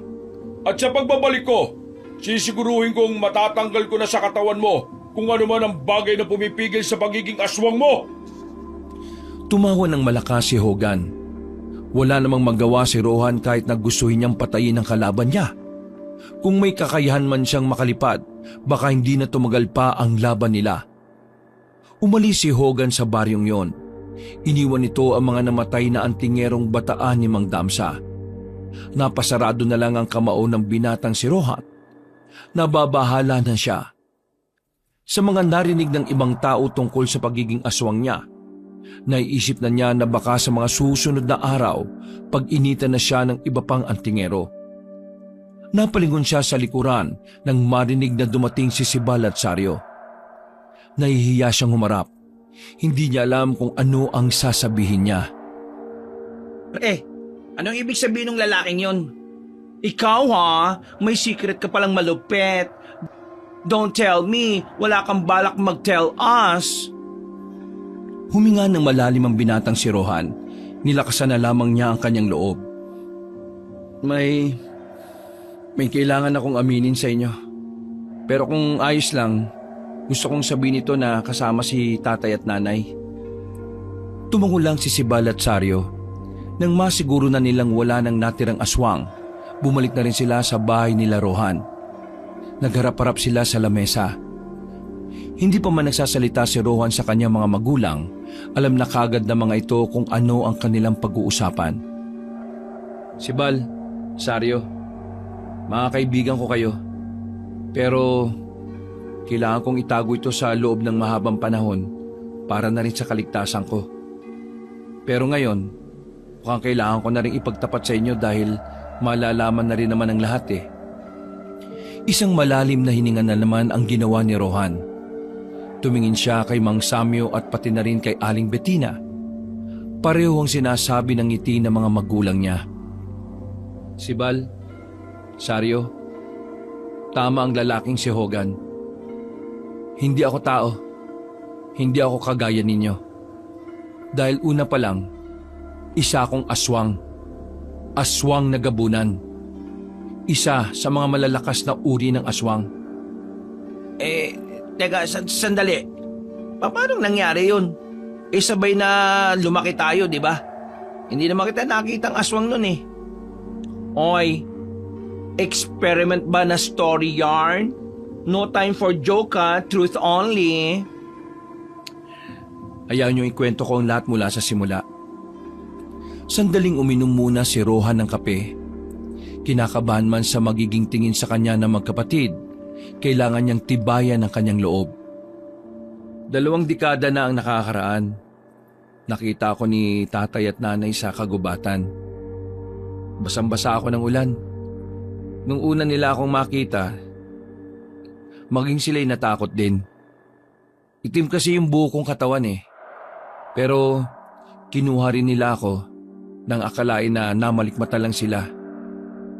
Inampun nila ako. Inalagaan hanggang sa maging 1 taon na ako. Dito pa lang nila nalaman na hindi ako normal. Ang kwento sa akin ni tatay, naging gabunan ako nung 1 taon pa lang ako. Naging mabangis na aswang ako. Dumating sa puntong muntikan ko pang mapatay si tatay. Kinulong nila ako pansamantala hanggang sa natuklasan ni tatay ang paraan para maitago sa katauhan ko ang pagiging aswang ko. Isang patay na anting-anting ang pinalunok niya sa akin. Ang anting-anting na yon ay ang kumukontrol sa utak ko para hindi ako tuluyang maging ganap na aswang na parang walang isip. Kaya magmula nun, eto na ako, namumuhay bilang tao. Kahit na ramdam ko pa rin sa sarili ko ang pagiging aswang ko. Kaya ba kulay itim ang kamay mo kanina? Oo, pero hindi naman ako naging aswang kanina. Lahat ng kakayahan ng isang gabunan, nagagawa ko kahit tao ang estado ko. Pero ang mga senyales ng pagiging aswang ko ay hindi mawawala. OMG! This is revelation, confession, confirmation. Basta lahat na may mga Sean. Maliban na lang ang corruption. Eddie, totoo talagang aswang ka. Oo, totoong aswang ako. Kalahating aswang, kalahating tao. Hindi ko alam kung saan ako nagmula, pero isa lang ang alam ko. Ang mga magulang ko, sila ang tunay na pinagmulan ko. Dahil sa kanila lang din naman nagmumula ang pagmamahal na pinaramdam ko sa lahat. Maiintindihan namin kung magbabago ang tingin nyo kay Rohan. Alam namin na naglihim kami sa inyo. Pero sana, dumating ang araw na matanggap nyo rin ang aming rason. Hindi na po issue sa amin kung ano si Rohan. Ang malaga sa amin, mabuti siyang nilalang. Yun na lang po ang pangahawakan namin. Trulalu, babalu. Aanhin mo naman kasi ang pagiging human being kung atitsona ka naman, di ba, Subatembang?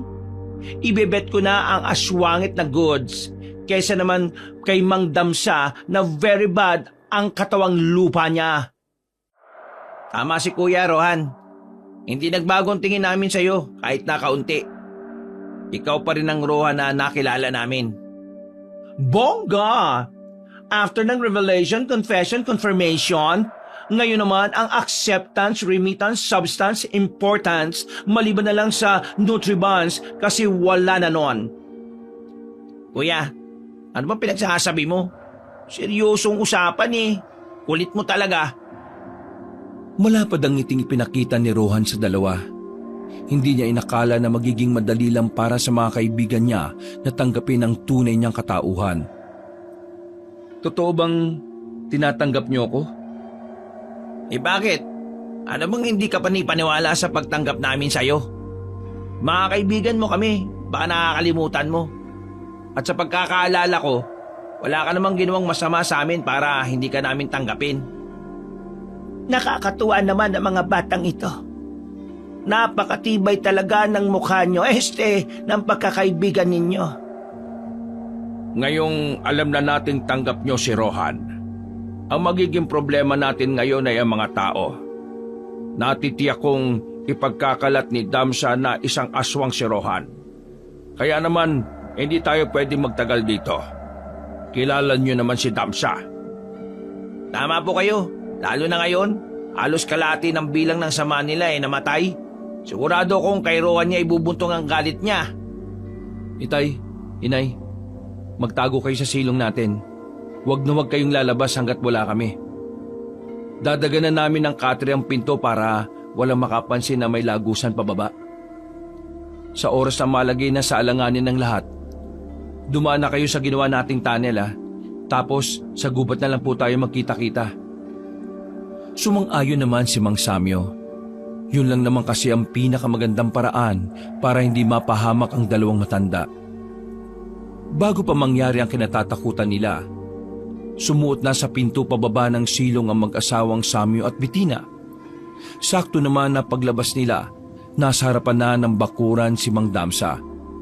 Hindi lang ang mga antingero ang kasama ng mga ito, kundi pati na rin ang mga taong bayan. Bakit kayo naririto? Mga kabaryo, ang lalaking yan, isa siyang aswang! Isa siyang aswang na gabunan! Siya ang pumaslang sa mga kasamahan ko. Nagpapanggap lang siyang antingero para walang makaalam ng tunay niyang katauhan. Mga kasama, kailangan natin siyang patayin. Pati na rin ang mga taong pumoprotekta sa kanya. Sandali lang! Hindi totoong pinaslang ko mga kasama ni Mang Damsa. Oo, aswang ako. Pero mabuti akong aswang. Kaya kong kontrolin ang sarili ko. Kaya kong gamitin sa kabutihan ang pagiging aswang ko. Huwag mo nang lasunin ang isip ng mga tao. Hindi na sila makikinig sa'yo. Mga kasama, lusob! Huwag kayo lalapit!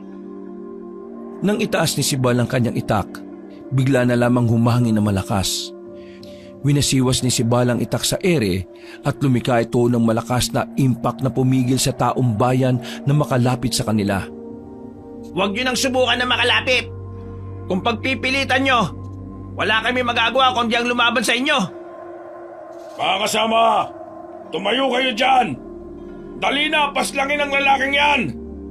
Aray! Mutibon mo ako! Nagulat na lamang ang lahat nang bigla na lang nasa harapan na ni Mang Damsa ang binatang si Rohan. Hawak-hawak na nito ang liig ng matanda at itinaas pa sa ere. Sa puntong ito, gumapang na ang itim mula sa kamay ni Rohan hanggang sa kanyang balikat. Tumigil ka na sa kasinungalingan mo, Mang Damsa! Dahil kung hindi ka titigil, ngayon pa lang ay papaslangin na kita! Binitiwan ni Rohan ang matanda. Napahawak pa yun sa liig niya habang nanlalaki ang mga mata. Hindi matanggap na matanda na ginanon lang siya ni Rohan. Kaya naman, ginamit na rin nito ang kanyang anting-anting. Mabilis din siyang nakarating sa likuran ni Rohan. Sasaksakin na sana nito ang binata pero triple ang talas ng pakiramdam ni Rohan. Nakailag yun at inago kay Mang Damsa ang punyal. Gamit ang isang kamay, binali ni Rohan ang punyal sa harapan nilang lahat. Takot na takot ang mga tao. Maging ang mga antingero ay hindi makapaniwala na ang kinikilala nilang malakas na pinuno wala ring nagawa sa kakaibang kakayahan ni Rohan. Mang Damsa, huling babala ko na sa inyo ito. Kapag hindi ka pa tumigil, ako mismo ang papaslang sa iyo ngayon. Umalis na kayo! Alis! Natatarantang nagtakbuhan ng mga taong bayan. Samantalang si Mang Damsa naman ay hinila na lang din ng mga kasamahan niya. Babush! Going home ang peg ng mga first na yarn. Mga inutil talaga mga taga rito sa atin eh.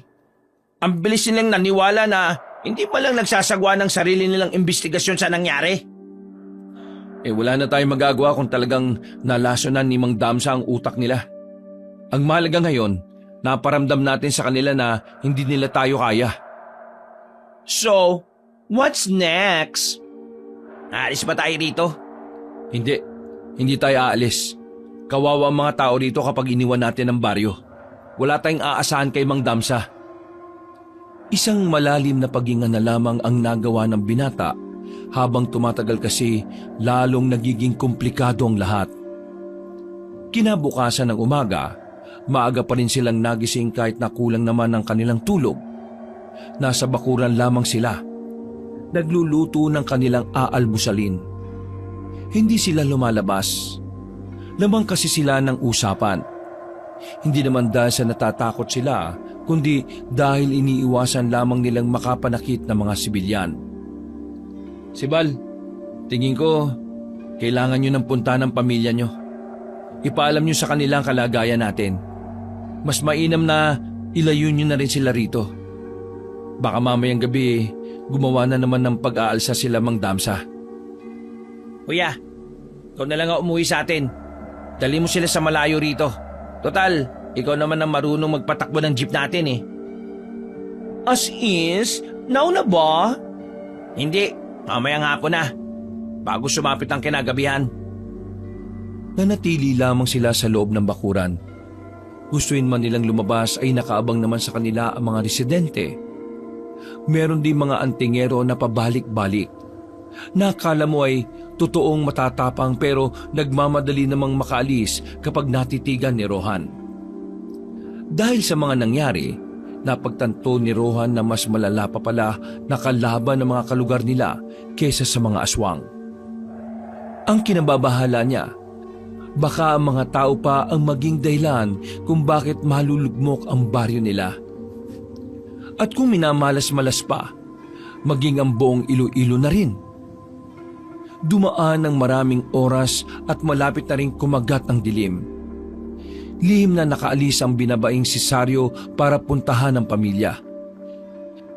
Naiwan naman si Sario na kasama nila Rohan. Tay, Nay, pwede na kayo ulit pumasok sa ilalim. Kagaya ng napag-usapan ha. Sa gubat na tayo magkikita kapag dumating sa puntong kailangan na naming lisanin ito. Agad namang sinunod ng dalawang matanda ang sinabi ni Rohan. Kahit na kinabukasan, nanatiling naroon si Rohan at si Bal. Maigpit ang hawak nila sa kanilang mga sandata. Pre, kung ano man ang mangyari sa ating dalawa, gusto ko malaman mo na ikaw ang idol ko. Para kang sira. Pinagsasabi mo dyan, hindi tayo mamamatay no? Pre, sa totoo lang kinakabahan ako. Kalaban natin ang mga aswang, kalaban pa natin ang mga tao na dapat kakampi natin. Kailangan mo lakasan ng loob mo. Kung hindi, manghihina rin ang anting-anting mo. Oo, ginagawa kong lahat para maging matibay. Sana nga lang, hanggang dulo hindi ako hayaan ng anting-anting ko. Kailangan lang natin. Uy! Anak ng teteng! Hindi na naituloy ng binata ang kanyang sasabihin nang may biglang tumusok na palaso sa harapan nila. Mabuti na lang ay agad na gumana ang anting-anting ni si Bal kaya madali itong nakailag. Si Rohan naman ay lumundag ng palayo. Nagkalayo sila ni si Bal. Nasa kabilang parte ito ng gilid ng bahay. Nagsisimula na naman ang mga antingero. Mag-iingat ka pare! Hindi ba natin sila talaga pwedeng palagan? Napipiko na ako sa mga yan eh. Paano mo papalagan kung hindi nga natin alam kung nasan sila? Ito na naman! Kainis, tago! Pinaulanan sila ng maraming palaso. Mabuti na lamang ay nakapagtago si Rohan sa ilalim ng papag. Si Sibal naman ay tinakip sa sarili ang yero na nakatambak lang doon. Naiinis na ako! Biglang lumabas sa pinagtataguan si Sibal. Tinaas niya ulit ang itak niya sa ere. Lahat ng palaso na papunta sana sa kanya ay nilipad lang ng hangin. Pagkatapos nito, humagupit siya ulit sa itak para makalika ulit ng malakas na impact. Sa ginawa niyang yon, nakita na nila sa taas ng mga puno na nagtatago mga yon. Sinamantala na ni Rohan ang pagkakataon. Mabilis niyang tinungo ang mga puno at saka pinagbababatukan ang mga antingerong nakadipana. Hindi niya yun pinaslang dahil alam niyang matutulungan sila ng mga yon kapag dumating na ang mga aswang. Wala na bang papana sa atin? Pinatulog ka na muna sila, pero mas may kailangan pa tayong isipin. Bakit? Anong problema? Nararamdaman ko na ang mga aswang. Nandiyan na sila. Hinawi ni Rohan si Sibal nang may lumitaw ng aswang mula sa itaas. Nakalbot nito si Rohan. Pero nang umitim na ang kanang kamay ni Rohan ay dinakma niya ang aswang na yon at agad na pinatay. Napalibutan na sila ng mga aswang. Marami ang mga yon. Nababahala si Rohan para kay Sibal. Kung siya lang kasi ang naroon, makakatagal siya sa laban. Pero iniisip niya si Sibal. Kahit kasi may anting-anting ito, mawawalan din yun ng bisa kapag nakialam na si Hogan.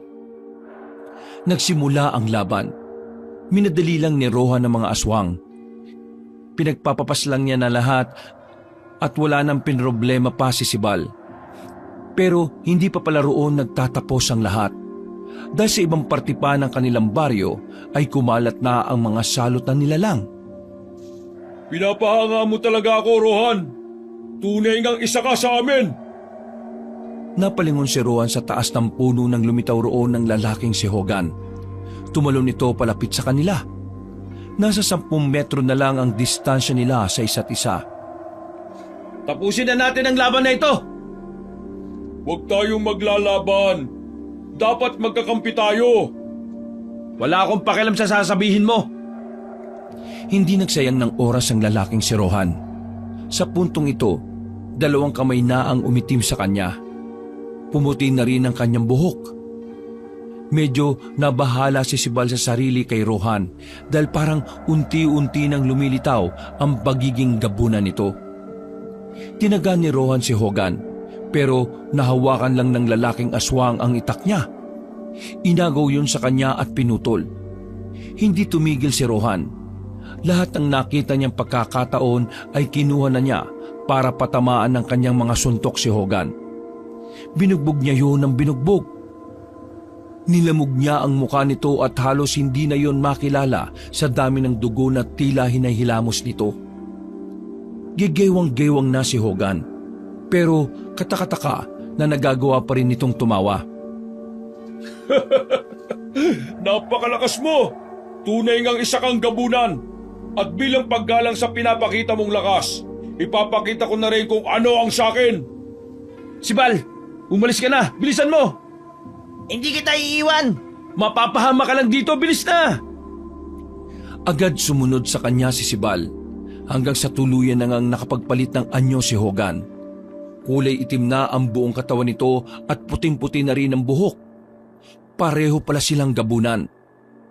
Ngayon, ipapakita ko sa iyo ang tunay na lakas ng isang gabunan. Sibal! Nabahala si Rohan sa mga sumunod na nangyari. Dahil sa halip na siya ang atakihin, si Sibal ang inunan ni Hogan. Mabilis na nalapitan ni Hogan si Sibal at saka hinambalos ang katawan ng lalaki ng 3 ulit sa haligi ng bahay. Agad naman ding nakalapit doon si Rohan para harangan si Sibal. Ganyan ba ang malakas? Inuuna mo ang taong alam mong mas malakas ka sa kanya? Isa ka palang duwag eh! Nawalan na ng malay si Sibal sa mga sandaling yon. Aatake pa sana si Hogan nang biglang may pumukal na itak patungo sa direksyon nito. Tinamaan ng aswang sa balikat. Sirit agad ang dugo nito habang nanlalaki ang mga mata. Pagtingin nila sa labas, nakarating na pala si Sario. Lumundag na mabilis si Sario palapit kay Hogan. Habang hindi pa nakaka-recover ang pinunong aswang, sinuntok na ni Sario ng malakas si Hogan sa tagiliran. Super duper hyper fantastic elastic electric bombastic punch! Bumalandra si Hogan sa gilid dahil sa lakas ng ginawa ni Sario. Buong akala nila ay hindi na babangon si Hogan, pero hindi pa pala yun ang katapusan. Magaling! Magaling! Sobrang husay! Pero hindi ako mapapatay ng isang pangkaraniwang antingero lang! Biglang tumalon si Hogan at dinakma ang mukha ni Sario. Malakas nitong binagsak si Sario sa lupa at saka sinipa ng buong puwersa. Tumama pa ang likod ng binabae sa bakod. Namilipit ito sa sakit. Hindi na rin ito makabangon. Magbabayad ka sa ginawa mo! Muling umatake naman si Rohan, pero sa pagkakataong ito, hindi na tinablan si Hogan. Kahit lakasan niya pa ang mga suntok niya, tinatawanan na lamang siya nito. Wala ka na magagawa. Ang mabuti pa, umanib ka na sa akin. Kasi kung hindi, malalamog ka lang sa akin. Sinuntok siya ni Hogan. Tumalsik agad siya at tumama sa pintuan nila. Hindi pa nakontento si Hogan. Dinakma pa ang mukha niya at saka iniangat sa ere. Pinagsusuntok nito ang kanyang tiyan hanggang sa sumuka na siya ng dugo. Hinang-hina na si Rohan nang ibagsak na ito sa lupa. Pinagtatatadyakan siya ni Hogan habang tumatawa-tawa. Ang paghihirap niya ay ang siyang nagbibigay ng kakaibang ligaya para sa lalaking aswang. Ano? Masarap ba? Yan ang napapala ng mga kagaya mong ayaw tanggapin ng buo ang lahi ng pinagmulan niya. Hinawakan siya ni Hogan sa kwelyo at muling binalibag sa direksyon ni Sibal na sa mga sandaling ito ay nagkamalay na rin. Pero hindi ito makatayo. Rohan, wala na tayong magagawa. Nagulat sila nang makitang kinaya pang makatayo ni Rohan. Kahit duguan na ang mukha nito ay nagawa pa rin itong iangat ang kanyang tingin. Kumapit ito sa pader at saka nagsalita. Hindi pwedeng wala tayong magagawa. Ang kulit mo naman. Bakit ba kasi hindi ka nalang sumuko at magbalik sa amin eh? Total, isa ka rin naman sa amin. Isa lang ang dugong nananalaytay sa atin. Ngayon ko lang nalaman. Ano? Ngayon ko lang nalaman kung paano alisin ang matagal nang nasa katawan ko. Rohan, anong iniisip mo? Sibal, Pakisabi kay tatay at nanay, patawarin nila ako. Ito na lang ang nakikita kong paraan para matalo ang isang ito. Biglang sumigaw ng malakas si Rohan. Kasunod nito ay napalod na ito sa lupa. Hawak-hawak ang sariling liig. Maging si Hogan ay naguguluhan din sa nangyayari. Saka lamang nito naintindihan ang ginagawa ni Rohan nang makita nilang nailuwanan ng binata ang patay na anting-anting. Rohan! Wag! Muling tumayo si Rohan. Napangiti pa ito nang mapatingin kay Sibal. Ilang sandali lang, tuluyan nang naging kulay itim ang buong katawan ng binata. Mas sumaba ang buhok nito na kulay puti. Naging kulay pula ang mga mata. Yan! Yan ang gusto ko! Tinanggap mo na sa wakas! Walang pangungusap na natapos ang aswang na si Hogan nang lumapit sa kanya ang buong bersyon ni Rohan bilang isang aswang na gabunan. Dinukot ni Rohan ang puso ni Hogan nang walang kahirap-hirap. Pagkatapos, tinapaktapakan nito ang pusong yon hanggang sa magkandalasog-lasog. Hindi pa nakontento si Rohan. Pinagtatatadyakan niya si Hogan sa ulo na naging dahilan para mabasag ang bungo nito. Nanlalaki ang mata ni Sibal at Saryo. Sa isang iglap lang, nagawang patayin ni Rohan ang pinuno ng mga aswang.